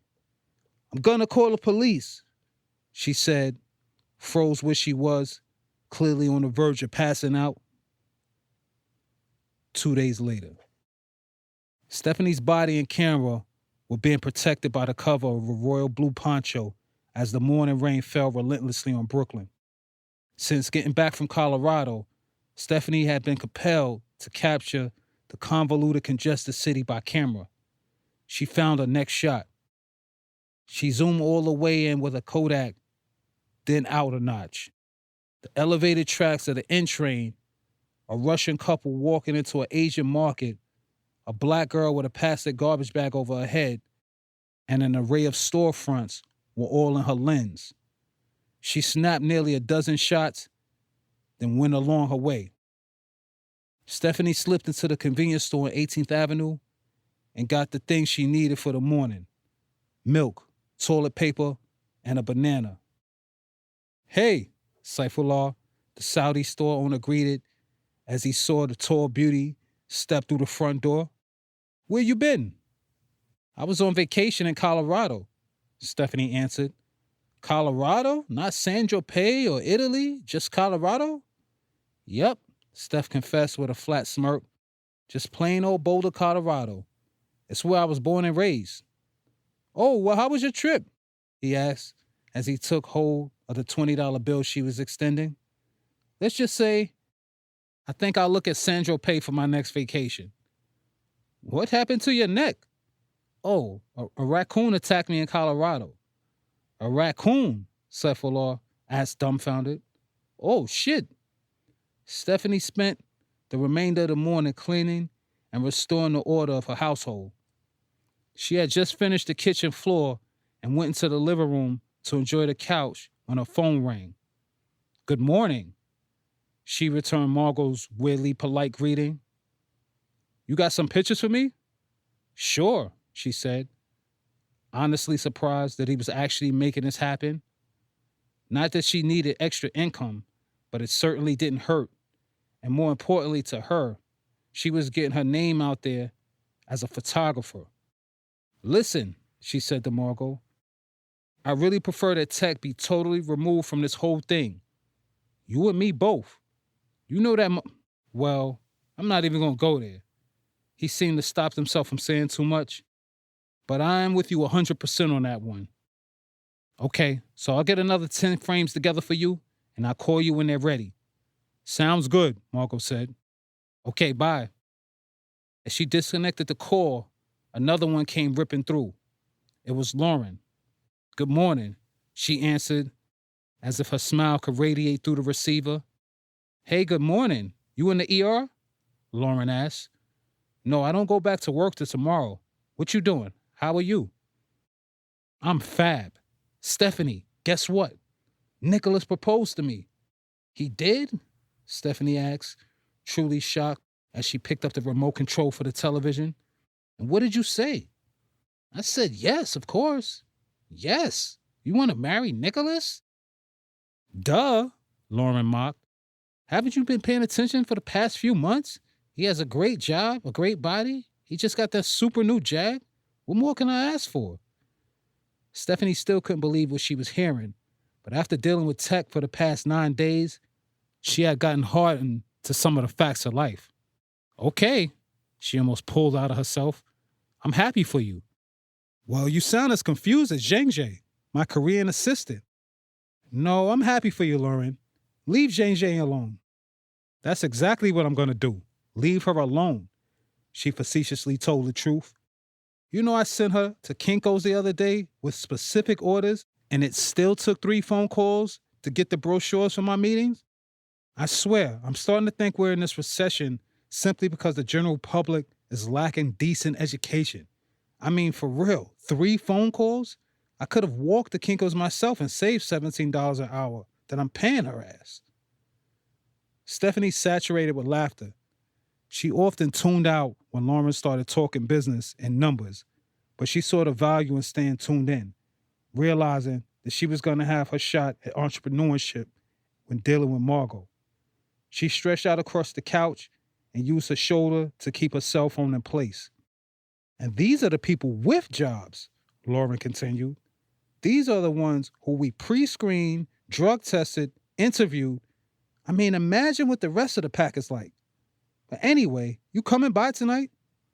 Yeah, I'll stop by, Stephanie accepted, looking to take some precaution against the loneliness that was sure to come with tonight. Good. Maybe we can all go out for dinner. Sounds good. See you at 8? 8 it is, Lauren confirmed. Hey, did everything work out with your car? Yeah, I got it back. Steph began to fluster with nervousness. She couldn't explain the truth, and she didn't feel like telling any more lies. Tech had somehow returned the car quickly and undamaged, and that's all that mattered now. Yet, in the uncertainty of yesterday, she told Lauren that someone stole her car in Illinois. You got it back? Lauren asked, completely puzzled. Yeah. Hello? Stephanie moved the phone away from her ear and pressed the disconnect key until the cord was dropped and the power was cut off. With that behind her, she sat and watched the last 15 minutes of the soap operas on Channel 7, after which she took a nap. Stephanie spent the hour after her power nap in the attic gathering pictures that Margot requested. She spotted a storage trunk in the corner of her eye. She decided to pull out some of her summer clothes that she tucked away last fall. She'd forgotten that she packed an old Bible that her dad gave her in the trunk as well. She opened an old dusty good book at random and came to the Gospel of John, verse 16, chapter 7. But I tell you the truth, it is for your good that I go away. Unless I go away, the Comforter will not come to you. But if I go, I will send him to you. Stephanie pondered on what in the world Jesus could have truly meant by this. She was familiar with the scripture and always remembered that verse to read, so that the Holy Spirit will come, not the Comforter. She thought, and read half the page more before tucking the book away again. 8:13 p.m., the same night. Stephanie's high heels tic-tacked their way up the gravel walkway to the front door. She pressed the doorbell. She could hear the person on the other side take the time to check the peephole before opening up. Hey, Steve. She greeted him with open arms as she passed the mezuzah. Stephanie. He seemed to exaggerate the pronunciation of her name with his broken Russian accent. The wrestle in him forced him to switch his stance before closing in to embrace her. How are you? How was your trip? It was good, she said. Stephanie, Lauren called out, quickly descending down the steps. Lauren wasn't hasty, particularly for Stephanie's sake. Fast had always been her style. Lauren graduated from high school at 16. She was currently the youngest executive at her firm, and here she was about to be the first to get married. Floating about in her usual stylish energy, Lauren was decked out in an off-white silk blouse, charcoal gray trousers, and black leather 5-inch heels. The unique curves of her body made most of her outfits look bold, beautiful, and brazen. In-your-face wit and uncanny ability to see both sides of any story, Lauren was the prototype administrator. Smart, good-looking, and kind-hearted. 39 minutes later. The tall, flush-faced waiter approached the table. Good evening, he said, rolling his eyes to the back of his head as he spoke. My name is Olay. I'll be your waiter for the evening. Olay? What kind of name is that? Stephanie asked, clueless of the impoliteness in her tone and facial expression. Come on, Stephanie, why would you ask him something like that? Nicholas asked, as if offended, in place of the waiter. Olay laughed superficially, as if he had answered that question a few times before. It's a good, wholesome Russian name, he said. Exactly, Steve backed him up. I can't believe you asked that, he said, shaking his head. Okay, Steve, you don't have to jump all over her either. Lauren stuck up for her girl. All right, whatever. He tried to dismiss the whole thing. Well, now that we're all acquainted, can I start you guys off with something to drink? Olay smoothed the situation out and carried on with his responsibilities. Yes, thank you. Oleg, is it? Lauren asked. Olay, like Olay? But you can call me Oleg if you want. Yeah, no problem. He shook his head and gave a smile, which Stephanie found rather cute. I have a Pepsi, please, Olay, Lauren ordered. Just give me a water, bro, Steve said, visibly trying to cool off. I'll take a Pepsi also, Stephanie said, looking up to leave the tension behind. She removed her phone from her purse and signed into Facebook. Her wall was filled with the usual dynamics of her e-friends, stories of success, frustration, and pictures of interesting weekends constituted her news feed. Stephanie's heart nearly stopped when she saw a post from Jason Architect Jordan reading, "Oh, what a feeling I'm feeling life." She almost found herself jealous, terribly unsure herself. How could it be that he was the one who got to feel and be good? She still couldn't believe that he put his hands on her, twice. She put her cursor to the box that read, "What's on your mind?" and typed in, "It's funny how the drug dealers, criminals, and have-nots always claim to be the people closest to God. I guess the devil was always close to God. Hashtag so done with hip-hop." Stephanie waited a few minutes that it took for at least one person to comment on a post. Then she stole the phone away. A positive vibration in her stomach began singing along to the Belinda Carlisle song playing in the background. She somehow felt like a weight had been lifted from her shoulders. In this world we're just beginning to understand the miracle of living. Olay returned, sitting each of their drinks in front of them. Are you guys ready to order? He asked. Yes, said Stephanie. No, said Lauren. Okay. Olay met with indifference. Would you like me to give you some more time? That's not a problem. No, that's fine.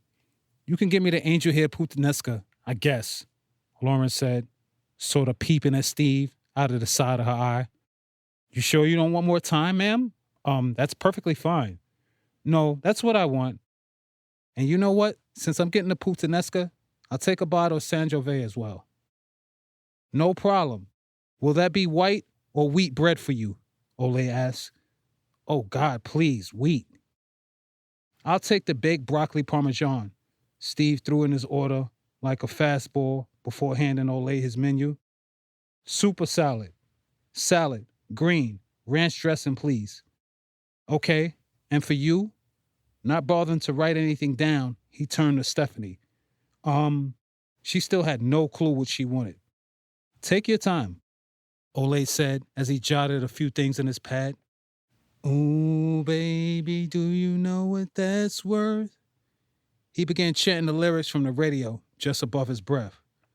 Ooh, heaven is a place on earth, Stephanie sang, a tad bit louder than him. They exchanged a quick, private indulge in one another's eyes. He's kind of cute, she considered. Olay pulled his shy gaze away before he spoke. Anyone ever told you that you look like Stephanie Seymour? Steph giggled. My Aunt Elizabeth tells me that all the time. Yeah, you definitely favor her. You have her height, her big, beautiful eyes, he said, smiling and shaking his head with a touch of cool and youth. Stephanie folded a menu and handed it back to him. I have the baked chicken picante, she said. 16 minutes later.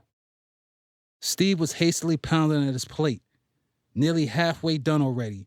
Stephanie and Lauren had taken to a conversation of politics as they chipped away at their food. The ambience was alive with light chatter and a clatter of plates and silverware. I like Obama. Let's just give him a little more time before we start jumping to conclusions. Well, it's my right as an American citizen to think that he's the Antichrist. These next 3 years could not go by fast enough, Lauren said before waving to try to get the waiter's attention. He was hustling between a couple with 3 children and a party of 4. She tried again to wave him down, unsuccessfully. This guy is cutting into his tip, she said. Looking to change the Obama-bashing conversation to something more positive, Stephanie said, I'm thinking about starting my own business, before taking a sip of her drink. Doing what? Selling my photographs, she answered mildly, knowing how critical Lauren could be. Lauren laughed, then covered her grin with a napkin. I don't think enough people will buy your photos to make a business out of it, Stephanie. Steph could see Olay making his way back over. Are you guys okay? He asked, standing between the ladies. Can I have some more bread, please? Lauren requested. Well, I don't need my customers to pay my bills or feed me, Lauren.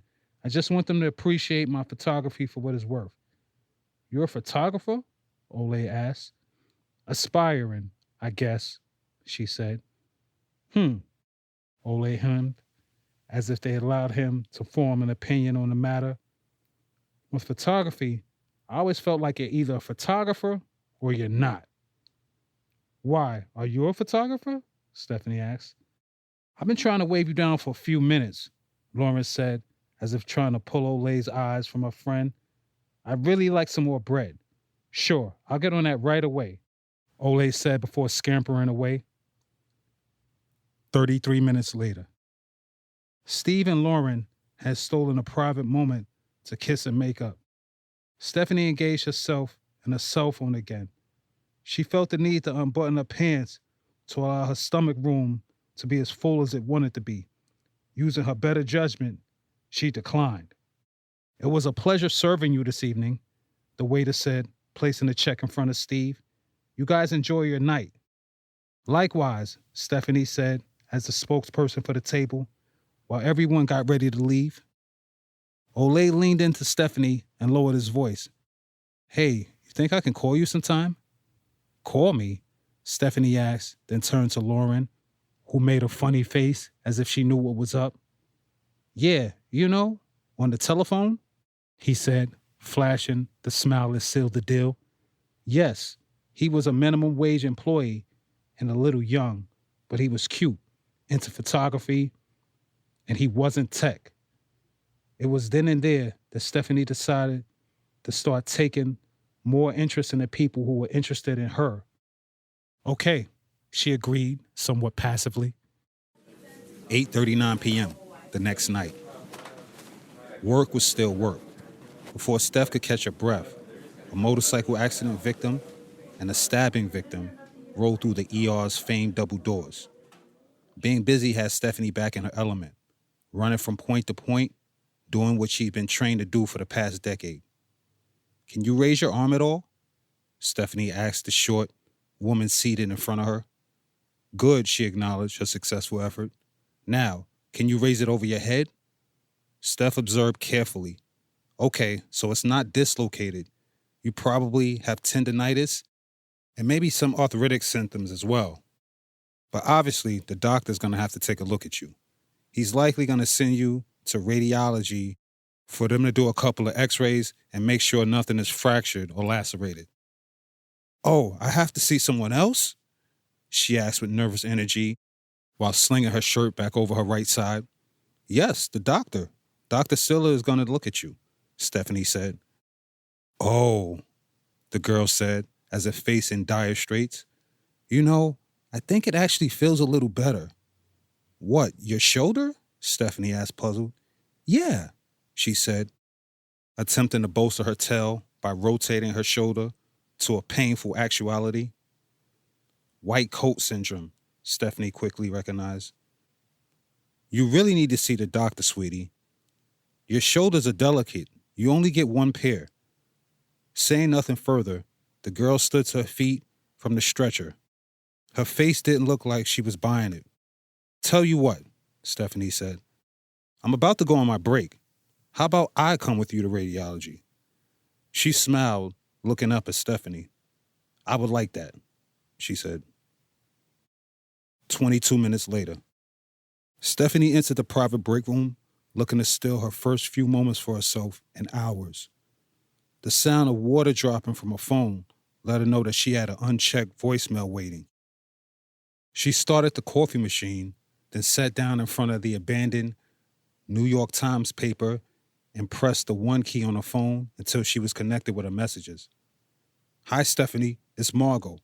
I'm going to stop by around 10 to get those other pictures and give you this money. Give me a call and let me know when you're going to be there." She disconnected quickly, then called Margot back. She could hear her coffee was ready for her, so she stood to her feet. "Hi, Margot. It's Stephanie," she said into her phone. "Hey, what's up?" "I'm good. I'm at work. I was in radiology, so my calls were going straight to voicemail." "Oh, you work nights?" "Yup," she confirmed while pouring Irish cream in her cup. "I won't be home till around 6. Can you come by in the morning?" "That's a little early for me. How about I see you around 11? A call coming in on Stephanie's other line caught her attention. She pulled the phone away and looked at the display screen. "Incoming, 347-555-0293. "Okay," she said to Margot. "So I'll see you then," she confirmed before clicking on the other line. "Hello? Good morning, Stephanie?" "Yes. Who's this?" "Ole." "Who?" "The waiter from the other night." "Oh, hello. How's it going?" she asked. I can't complain. And yourself?" "I'm good. You certainly don't waste any time." "No, when I see something, I go straight after it." 11:28 a.m. the next morning. The sound of the doorbell woke Stephanie from a sleep that she'd been desperately looking forward to all last night. After the second ring, she reluctantly pulled herself from her cozy bed. Wiping coal from her eye, she slipped into her slippers and went to the front. As if trying to keep hold of her sleep she just left, her eyes remained half closed, fighting the light as she stumbled through the kitchen to the front door. "Who is it?" "Margot." "Good morning," she said after opening up. He was wearing a light brown short set and a pair of white Adidas. "What's up?" he asked. "I was back there getting some sleep. Come in," she said, stepping back. "Care for some coffee?" "Don't mind if I do," Margot said, trailing in her wake. No sooner had they gotten to the kitchen did the doorbell ring again. "I wonder who that is," Stephanie said while wiping her hands with a towel that was folded over the handle of the oven. "Police!" She squinted her face with curiosity while looking at Margot, who was doing the same. Through the peephole, she could see two casually dressed, middle-aged white men. She paused for a moment with some unknown fear, then stood up. "Hello, I'm Agent Berlin. This is Agent Alston with NYPD's Intelligence Division of Urban Music." A pint-sized, clean-cut man introduced himself and his partner. His thigh seemed to be on the verge of busting through his denim jeans. His face was tight, as if he was expecting someone to hit him in it. "Have you seen this man?" he asked, holding up a picture of Tech. "No," Stephanie said instinctually, even shaking her head. "You haven't seen this man?" he asked again, looking into her face as if warning her. "No, I haven't." She toughened up, holding her head up like she often did, went on the defensive. "What's this about?" "Well, do you know who he is?" the other agent asked with a visible attitude. "Yes, I went to Hunter University with him, and I hired him as my personal trainer a few years ago." "Personal trainer?" Agent Alston asked suspiciously. "Our records don't show him as being a certified personal trainer." Stephanie simply shrugged her shoulders. "What would you like me to do about that?" "Don't get smart with him, okay, Mrs. Upshaw?" Berlin insisted. "Now, when was the last time the two of you trained together?" "I don't know, maybe a few months ago." "What gym do you guys go to?" "He comes by here to train me." You train out of your home? Yes, she said, growing further apprehensive and intimidated. She hadn't figured out for herself why she was lying on Tech's behalf. Okay, so you're harboring a fugitive, he said, catching stern eyes with Stephanie, who had nothing smart to say this go round. You wouldn't mind if we come in for a second, would you? No, I'd prefer that you guys didn't, actually. The agents gave an obvious look of suspicion to each other before Agent Berlin continued. This man has been on the run for over 2 years for shooting 3 police officers. Oh, I don't know anything about that, sir. Sure you don't, Alston said, extending his business card. Listen, Mrs. Upshaw, you seem like a smart, hard-working young lady. Do yourself a favor and don't get mixed up with the wrong people. Besides, Agent Berlin continued, we're offering a $20,000 reward for any information leading up to the arrest of this cop shooter, he said, handing her a wanted poster with the details. You could finally pay off your student loans with that 20 grand. Have a nice day, Mama. You too, Stephanie said, guiding her door shut. Did you hear that? Stephanie asked as she got back to the kitchen. Yeah, Margot affirmed, looking perplexed, yet clearly trying to see what Stephanie was thinking. Where is Tech? She demanded. I don't know, Margot said quickly, so quickly that Stephanie found it unlikely that he was telling the truth. Margot, where is Tech? I'm not going to go through this for him, as selfish as he is, especially if I can get $20,000 for turning him in, which is probably the best thing for him anyway. I really have no clue where he is. I haven't spoken to him since I got back to New York. As Stephanie fired up her stovetop, the doorbell rang yet again. Can you get that, please? She requested of Margot, since he was sitting closer to the door. She assumed it was the detectives who just left. What's up? Stephanie here? Stephanie could hear her ex-boyfriend's voice and thus hastened forward. Derek, how many times do I have to tell you to stop coming by here unannounced? She asked. I don't even see why you would do that. What if I'm not home? You're worth the trip, baby, Brown said, giving Margot a tough grill and huffing his chest out as he stepped by. What you up to? Stephanie shook her head.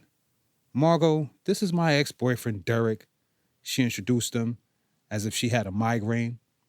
How you doing, bro? Margot asked with a single nod of his head. I know you, Derek said, looking at Margot strangely. Yeah, Margot confirmed.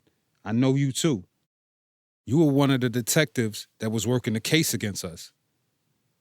How did the two of you know each other? Derek asked Stephanie as both men followed her into the living room. He's a friend of my personal trainer. Now he's helping me sell my photographs. Derek took a look at the reward poster that Stephanie waved at him. Your fucking trainer is Tech? He spit out in disbelief. Derek! All this time I've been looking for this motherfucker and you were working out with him every week? That could have been a career case for me, Stephanie. I didn't find out that it was him you were looking for until recently, Derek. It's not like you ever talk to me or share anything with me. You know what he is? He said, looking at Stephanie in shock. What, y'all turning him in? He asked, now looking at Margot. No, Stephanie answered firmly. Margot shrugged her shoulders in a peculiar, uncertain manner, as if the option should be explored. Stephanie was suddenly stung with the memory of Tex slamming her to the floor in the motel and him choking her half to death in the car. I don't know about this, she said, trying to escape Derek's gaze. What about his daughters? It's probably the best thing for them.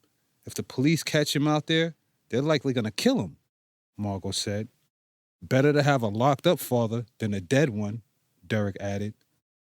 Margot rubbed his bare chin and thought, what if we each took $6,000 and divided the remaining $2,000 up to give to his daughters?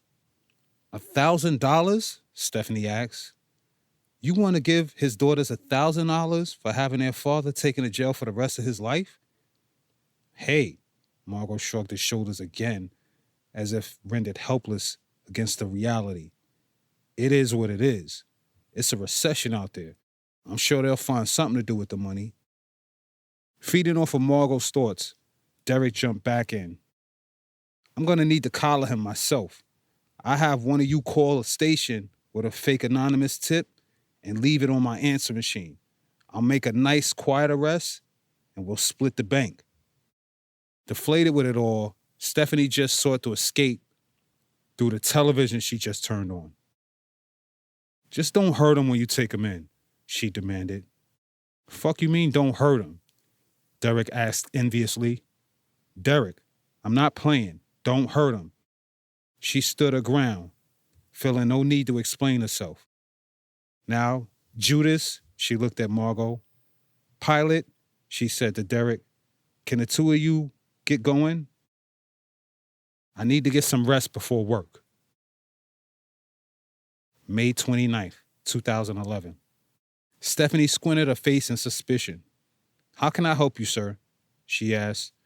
The man standing on the other side of the desk grabbed at his lower back and twisted his torso. I'm in so much pain. My back is killing me. Sir, weren't you in here yesterday?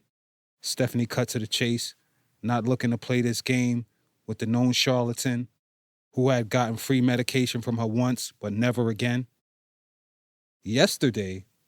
I think I did, but that was for my knees. My knees were killing me.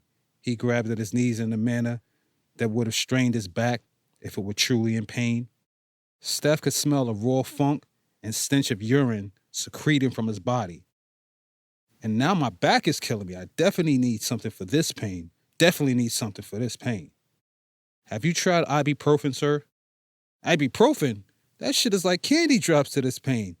I think I got a little carpal tunnel too, and a fever. I need some Oxycontin, Percocet, even a little morphine. Okay, go sit down in the waiting room and we'll call you. Stephanie said, how long is it going to take? I don't know, sir. Just please have a seat. Steph was working as a staff nurse this evening and loathed every second of it. She had cramps, she was hungry, and having a bad hair day. She just wanted the day to go by as quickly as possible. Next! 4:17 p.m. the next night. On this, their second date, Olay was quite the gentleman thus far.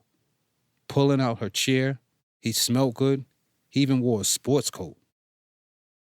Aren't you hot in that thing? Stephanie asked, mocking, as she returned from the bathroom. It was over 80 degrees outside. Nah, I'm cool, he feigned. Really? She asked, as if trying to dig beneath his outer layer of machismo. All right, maybe a little, Olay admitted, lighting up. Do you mind if I take it off? I don't mind. I have to get some singles from the register to tip you, though, she joked. You know what I've been meaning to ask you? Olay asked before turning his head to check out whatever Stephanie had just looked away from in disgust. What happened? He asked. This guy's been staring at me since we sat down, she informed him. Is he making you uncomfortable? Should I say something to him? He asked, with all the intent of following through evident on his face. Stephanie liked that tough aspect of his personality. No, it's okay, she said, touching his hand to soothe some of the adrenaline away. What have you been meaning to ask me? Olay took his aggressive gaze away from the peeping Tom and gave it back to Stephanie. What college did you go to? Hunter, here in the city, Stephanie answered. Oh, okay. You ever think about going to college? She asked. I have. I actually did a semester at Kingsborough. But regarding higher learning, I've always planned on saving $5,000 and going to Europe to study. You want to go to school in Europe? He rubbed on his thick arms, seemingly because he had nothing else to do with his uncertain energy. Well, not school, but to, educate myself, to learn what I need to learn. Stephanie found herself very much enjoying her salad, the conversation, and the environment. I went to Europe on vacation with Derek last year, she said, wishing she hadn't randomly brought up her ex-boyfriend afterwards. Olay took a bite out of his barbecue ribs. What's going on with you and this Derek guy? You seem to still talk to him a lot. Nothing, she said, looking at him while trying to figure out how to sculpt her face to convey her trustworthiness. Like I told you, Derek is old news. We're kind of working on this project together right now. With a sour look on his face. A project? Olay asked. Olay, she called in the most feminine tone she could. After a very brief moment of consideration, she decided to open up to him. She did enjoy his company. He had a great sense of humor. He was attractive and taller than her, which was a rarity. She decided to let him into her world. Okay, remember I told you about my personal trainer? Olay nodded, his square blonde head in affirmation. Well, he's kind of on the run for shooting a few cops. What? Yeah, I know. But I didn't know that until a few days ago, she explained. So me and Derek are going to turn him in and collect the reward money. We just have to set it up so he doesn't see it coming and no one gets hurt. Okay, Olay said, puzzled, as if he were better off not knowing any of this.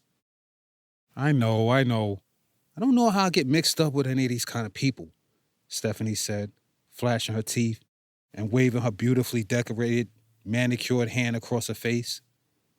Don't worry, though. Once Tech is behind bars, I won't need to talk to Derek anymore. Tech? Olay asked. Not Tech the rapper.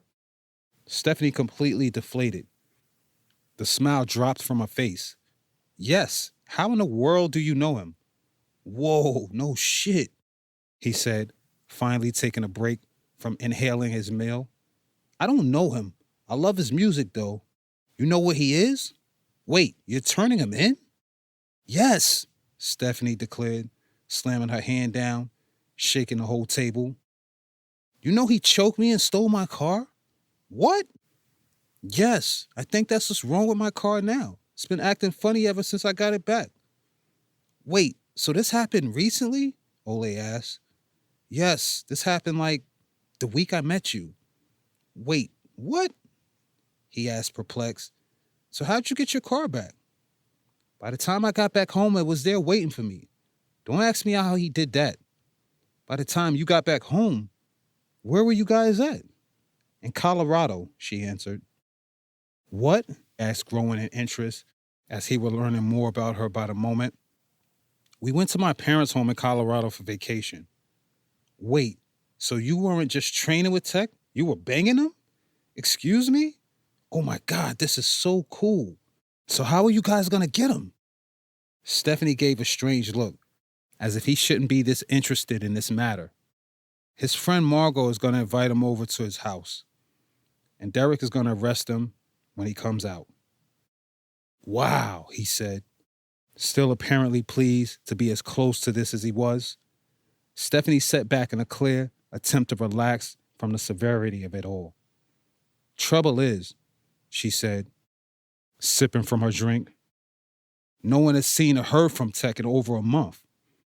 She put her cup back down and looked away from Olay. So now the guys are thinking I should try to contact them, and Derek will arrest him coming out of my place instead.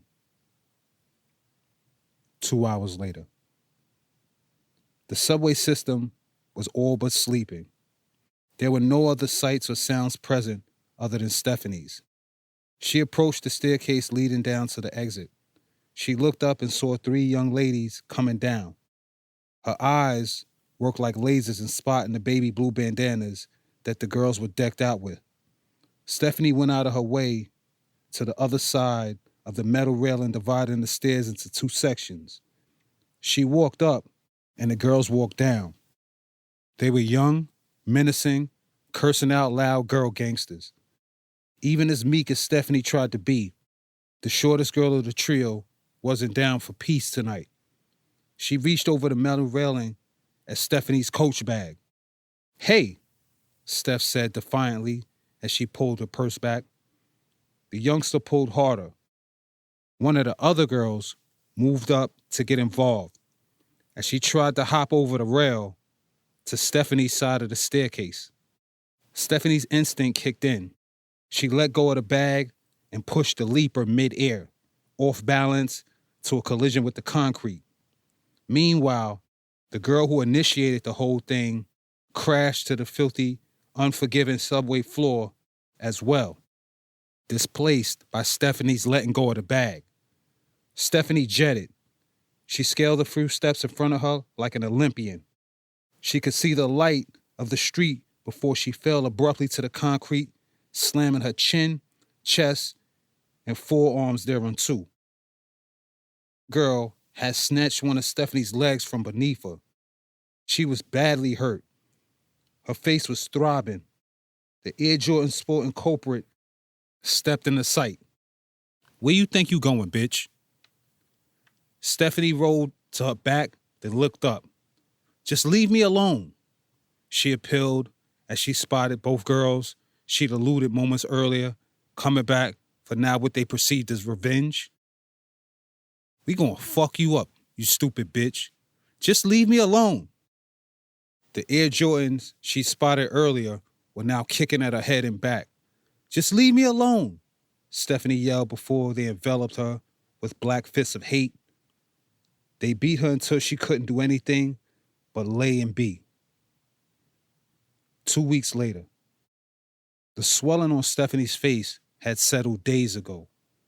She still had an air cast on her left ankle from twisting her leg when she fell. She hid herself from Olay as long as she could, not wanting him to see her in her less than ideal state. But he kept calling and calling and calling. She finally let him come over.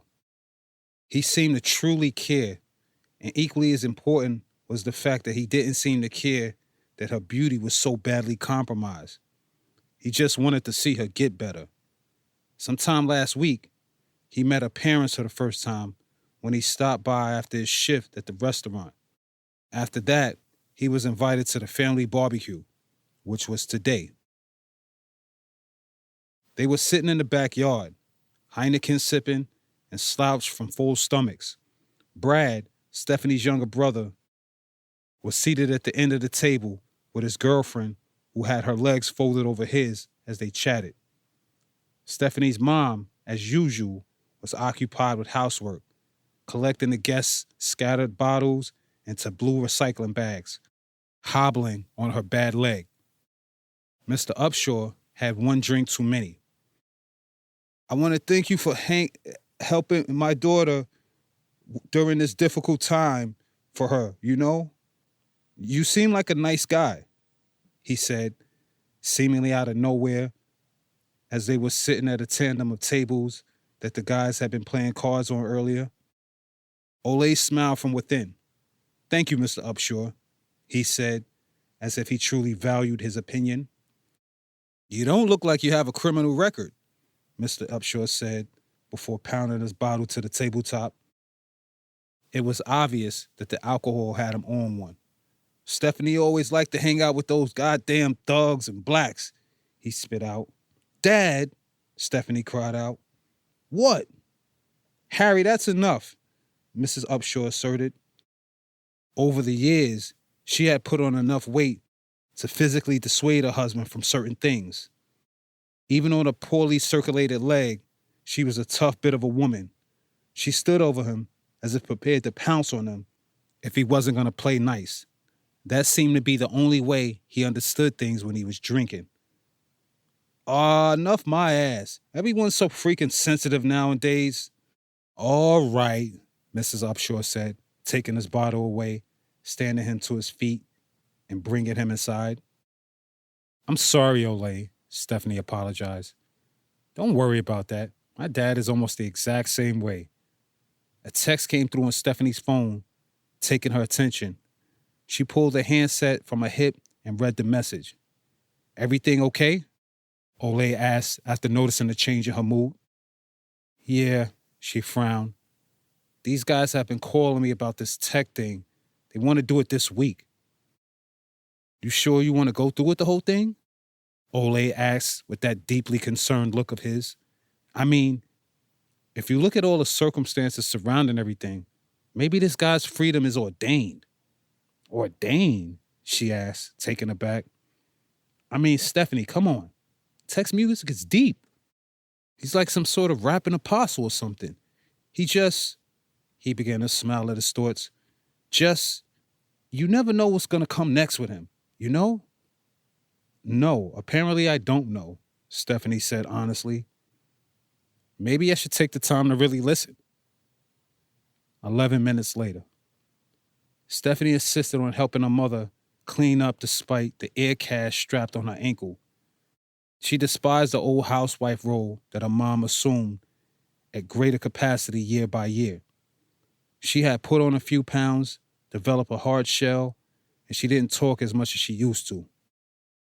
She was the only one who was still gainfully employed, yet she was the only one doing the cleaning, cooking, and ego stroking. Mrs. Upshaw turned to her daughter with tears poised in her eyes. I think I'm just going to divorce your dad, sunshine. Without so much as a word, Stephanie grabbed her mom and pulled her in for a hardcore hug. In each other's arms, they both let their emotions go. I just can't do it anymore. I just can't. It's okay, Mom. It's all right. I know. I've tried so hard, and I get nothing back in return. Absolutely nothing. She spilled out crying with tears that she'd been likely storing for years. Stephanie simply held her mom and rubbed on her back. 11:17 p.m., the same night. Light rain and high humidity made this night a sticky one. The ice pack that Olay was nursing Stephanie's ankle with helped keep things cool. Nevertheless, she picked up the remote control for her AC and pumped up the volume. So what are you saying, hon? You really think he deserves to be free? Well, Olay said, looking away from her as she tried to read him, I wouldn't particularly take it that far, but I would say I don't think you should be the one to turn him in. I think about it like this. If there were one God, truly one God, and if that God sends messengers to speak to his will, well, why would that God need to send messengers? Stephanie asked, jumping in, mildly frustrated. I don't know, he admitted, almost looking like a child. But if you look at the Bible, you'll see that that's clearly what's been going on since the beginning of time. Although Stephanie had trouble digesting that fact, she forced her lips shut as he continued. Look at David. He was a warrior with blood on his hands, but God still befriended him. Same thing with Moses and Abraham, and of course Muhammad. I guess they were responsible for more smiles than frowns. They both sat back and considered as the 11 o'clock news returned from its commercial break. Olay looked back at the Lyme beauty. What was your attraction to him? He asked. Taken off guard, she answered, well, he's attractive. He's good-looking, funny, strong, smart. Okay, Olay said, as if to let her know that he had gotten the point but didn't want to turn this into a tech celebration. Stephanie laughed it away. I mean, he's cool, but even if we did let him walk away, what kind of life is that to live? One where you're always on a run, having to watch your back? You're right, Olay confessed. In one of his songs on his second album, he says, I strive to be in harmony with the infinite. There's no limit to this. It's a free world, and it takes a free man to live in it. A moment of thought and subsequent silence ensued. A cool breeze shot through the window. I personally admire that about him. I mean, here's a guy who's in an industry that's all about big money, big cars, and exploiting women. And here he comes with a totally different message. One of peace, freedom, empowerment, something that truly uplifts his people. It seems to be his people who wants to be the ones to put him away the most. You should see how many times Margot called me to schedule an exact date. More silence followed, and the unanswered questions took over the night. When we were out a few weeks ago, you said that you wanted to go to England to educate yourself. Yeah, Ole confirmed, while trying to lend an ear to the weathermen on the television. What part of England would you want to go to if the opportunity presented itself in the near future? He chuckled before answering. I don't know, Salford or maybe Manchester. And you think $5,000 is all you need to establish yourself out there? Yeah, I'm very good at stretching things out and making work what I need to work. You have to remember, I wasn't exactly born with a silver spoon in my mouth. Why? Ole asked. And it came to pass that Stephanie's leg recuperated. Yet the same couldn't be said for her heart. For her heart was in a vulnerable, fragile place. She become frightened of young groups of black people, groups of young people, people talking too loud or aggressively, loud young people wearing Air Jordans, the color sky blue, and walking alone at night.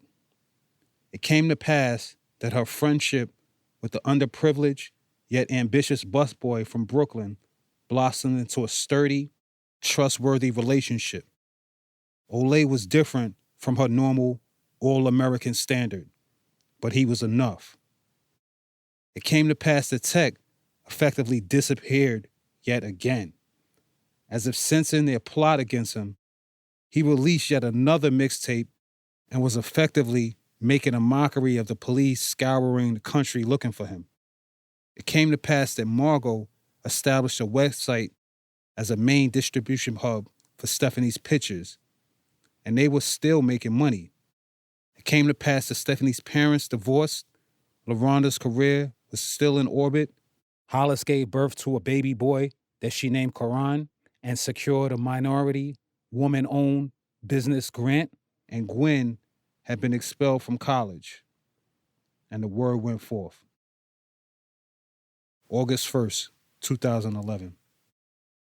Driving eastbound on the Belt Parkway, Stephanie took the Pennsylvania Avenue exit. It felt most unusual going to see her mother somewhere other than the home they spent the last 3 decades in. Mrs. Upshaw got an apartment in a complex in East New York section of Brooklyn. Stephanie brought flowers and an extra venti frappuccino. After a tour of the spacious one-bedroom apartment, the ladies grabbed a seat in the living room. What'd you get me? Mrs. Upshaw asked, accepting the bag and Starbucks cup Stephanie handed her. A coconut frappuccino and a piece of banana nut bread. Thank you. So this is what 31 years of marriage comes down to, Stephanie asked rhetorically. I've been unhappy with your father for a long time now. I just always thought that we would work on it. So Daddy's going to keep the house? He's going to keep the house in Bensonhurst. I get the one in Boulder, she explained while wiping the crumbs from the breast of her blouse. Stephanie sat and listened as Mom did a little venting. They enjoyed their light snack and watched a little Paula Deen on DirecTV. Stephanie wasn't planning on staying long. She had to meet up later with Derek and Margot before work. So how are things going with you and Ole? Mrs. Upshaw asked. Really good, really good. He's a good guy, Stephanie said, all but glowing. He was there for me the whole time I was on crutches, helping me and carrying my things. He even swept up the front yard for me last week, she boasted. Mrs. Upshaw smiled. That's good. Thank God you found a good man. They seem to be vanishing from the face of the earth. Stephanie laughed, crossing her legs beneath her Kate Spade dress. Tell me about it, she joked. Inside, she was deeply pleased with the fact that she could finally converse with her mother at this level. For so many years, she seemed to deny the fact that Stephanie was an adult. We're going to Europe, she said. Really? When? In a few weeks. I have so much piled up vacation time, she said. Maybe you can visit your grandmother in Northern Ireland, Mom almost vainly suggested. Stephanie gave a not really sort of look. I don't think we have time to go to Ireland, Mom. Ole was saying that he wanted to go to Manchester, but I think we're going to go to London and take it from there. 4:06 p.m. the same day. Hey guys, what if this isn't the best of all possibilities here? Stephanie asked before raising her cup to her face and folding gracefully to the couch. What you mean? Margot asked as he pulled out a cigarette. Do you mind if I smoke in here? Actually, I do. Stephanie stood her ground, seated next to Derek, who was looking like someone's father in an old Yankees jersey, which he had buttons to the very top. He even had a matching hat, which he wore square on his head. She means she doesn't want to go through with it, Derek asserted. She doesn't want to do it anymore. Well, Tech has been developing his relationship with his daughters. They love him. And for all intents and purposes, this is the first time they really had him. Stephanie zeroed in on Margot with her message as she seen his demeanor shift. Perhaps the guilt from the reality of what he was about to do to his long friend caught up with him. Fuck all that, Derek said. That motherfucker shot 3 cops and he knocked my ass unconscious. Surprised along with Margot, Stephanie asked, when did he knock you unconscious? That's not important, Derek said, looking embarrassed. The important thing is that he's a criminal that needs to be brought to justice. Well, the police already killed his bodyguard. And all your guys are living. I mean, isn't that justice enough? Me and my friend were talking about this last night. And, wait, you told somebody about this? Margot asked. I told you I didn't want this to be able to get back to me in any way. Tech would have me hunted down. No, Stephanie denied. Well, sort of, but I didn't say any names or anything of any importance, she said. A moment of silence ensued as each individual made what they will of the situation. Everyone seemed to be on their own separate page. Well, what are you thinking for an alternative, Margot asked. Perhaps we can provide him with an asylum. Instead of collecting the reward money for turning him in, we could have him work for us. What? Both men laughed. Derek retrieved his cup of coffee from the table. What kind of Alice in Wonderland shit are you trying to pull? He asked. I'm just thinking. No, we stick with the plan and that's that. Detective Brown took absolute control. He told Margot he comes back from Philly in 2 weeks, so we got 2 weeks. 2 weeks later. Peace. Hello, Jason, Stephanie greeted as if testing the water. He was so volatile, likely to be in any sort of mood, and this was their first time speaking since the violent night in Illinois. How are you? Tech asked in his rough, smooth voice. The very nature of the question let Stephanie know that he was at least in an approachable state. I'm good. And yourself? She asked, leaning back in her leather chair. I cannot complain, he said. That's good to hear, is what she said, but how arrogant is what she thought. He wasn't even considering apologizing. Furthermore, he left all of the burden of conversing in Stephanie's lap. And here she was, sticking her neck out for him. Tech, I need to speak to you. What's up? He asked over the thud of bass and drums. Stephanie assumed he was in a recording studio. In person, can you come see me? Listen, Steph, I don't have time for your shit, all right? Nobody's trying to give you no shit, you arrogant asshole. I have some information that may be helpful to you. Okay, so you want me to come all the way over there for some information? Tech asked. You know what? Forget it. Why are you so angry? 'Cause you made me that way, Jason. People try to help you and you make shit so difficult. She hung up the phone and immediately called Derek. I can't get him to come over, she said as soon as he answered. What do you mean? Derek asked. What do you mean, what do I mean? Tech doesn't want to come over here, so you guys have to come up with something else or something, she said, shaking her head in exhausted frustration. Seduce him. Try to sleep with him, Derek said sternly and unmistakably. Excuse you?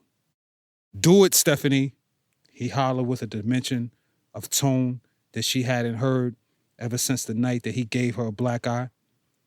Come on, Stephanie, he said, now exaggerating the tenderness in his voice. Offer to sleep with him. We got $6,000 on the line here. Stephanie's mind considered and decided before her mouth spoke. Okay, she said simply. I'll call him back. After she disconnected the call, she turned off her phone. She looked at her wristwatch. Her and Olay had to be at the airport in 5 hours. She could leave it all behind now. Margot and Derek had grown to be too aggressive in the whole ordeal. Despite her moments of extreme dislike for Tech, Stephanie decided that she wasn't going to be the one to hand him over. He meant more to her than that. Derek and Margot would have to deal with this on their own. She was going to enjoy her second vacation for the year in England. 2:22 p.m. the next day, United Kingdom time. After a 2-hour trip on the Eurostar from St. Pancras to Brussels, they transferred to the Dutch Tullies train, which took them from Central Station in Amsterdam. Now they were cooling out at Rasta Baby's pub, just mingling with the people. I think I'll try the Pineapple Express, Stephanie said, like a guilty child. I don't believe I'm about to smoke marijuana, she said. Don't worry, it's like completely the shit, Olay assured her. His buzz cut, strong shoulders, and RL rugby decorated him as a standout American. A football game was the center of attention, and all was well. 8 minutes later, gravity pulled the joint from Stephanie's hand. Her impaired instincts told her to look up and around rather than pick up the marijuana cigarette. Oh my goodness, she said. What? Smoky-eyed Olay asked, concerned. This is so cool, Stephanie said before convulsing into laughter. I am so high right now. It was Olay's turn to laugh. Don't be effing up the cipher, he joked as he reached out for the spliff. Oh my God, that's from that movie, she said, almost falling over and mellow. Oh my God, I'm so high right now. Just relax, he said, laughing lightly. You sure? Yeah, I'm sure, baby. You'll be fine. Olay, she grabbed him by the wrist and looked into his eyes as if she were about to tell him she loved him. She suddenly looked in the opposite direction. Go! She shouted at the television behind him. 10:03 p.m. the same night. Whitney Houston was playing on the radio. In her stomach, she could feel the shyness of her brief period of abstinence. As they lay, there were a mutual yet unusual level of comfort being nearly 3,000 miles away from home. I'm your baby tonight. You're giving me ecstasy. You are fantasy. Olay stepped out from the bathroom in a tank top and pair of to-exist boxer briefs. His eyes were still ablaze from the Pineapple Express. Stephanie uttered, biting her lower lip and dropping the innocent act. Woohoo, sexy, sexy, she yelled as Olay grabbed at his thickness between his legs. He suddenly jumped on the bed like an overgrown child, slightly ousting some of the raw heat of the moment. Hey, he asked, looking at Stephanie straight in the eyes. What if we didn't go back to America? What? The THC in her system had struck some instant, in-depth, clear glance into the future of his proposal, and the thought just as quickly settled nicely in her heart. She wasn't happy at work, lonely, and in search of another way. That's a yes, Olay said, as if he correctly read her speechless face. That's a yes. No, she said. That's a maybe. Maybe, she submitted. And as if overcompensating for giving in to one end, she over-asserted herself to the other end. Now, would you please take these clothes off? You got a way that you're making me feel I could do anything. 2 hours later. Even in another country, Stephanie was unable to escape the duties of health and human services. In the most peculiar of circumstances, she found herself tending to a severe laceration on someone's hand. 3 separate groups of kids were set in storefronts ablaze after, of course, smashing out windows, ravaging, and looting inside. Stephanie was watching the London riots with her own eyes. The people had actually taken to the streets, either to demand justice or just outright say, fuck the system. Standing out there, attending to the needs of the poor and disenfranchised, she felt the reality that she hadn't felt her entire life. She gave the 14-year-old his bleeding, tank top wrapped hand back. "I would go home if I were you," she said. "I am," the boy lied with his words, but everything on his anxious, trouble-seeking face spoke to the contrary. "I'm serious," Stephanie said, as if she were truly concerned. Suddenly, the boy took off like a rocket. His friends had also darted into the night in response to the arriving police sirens. Stephanie's heart moved in ways it never had as she digested the sirens, the fire, and the international battle of haves versus the have-nots. Ole decided to pull the plug on their late-night rendezvous in one of the worst neighborhoods in northern London. He held a taxi and shoved Stephanie in as a bodyguard would handle their client. Ever the artist, Stephanie pulled out her digital camera and captured the living, dynamic, gloomy moment with a picture.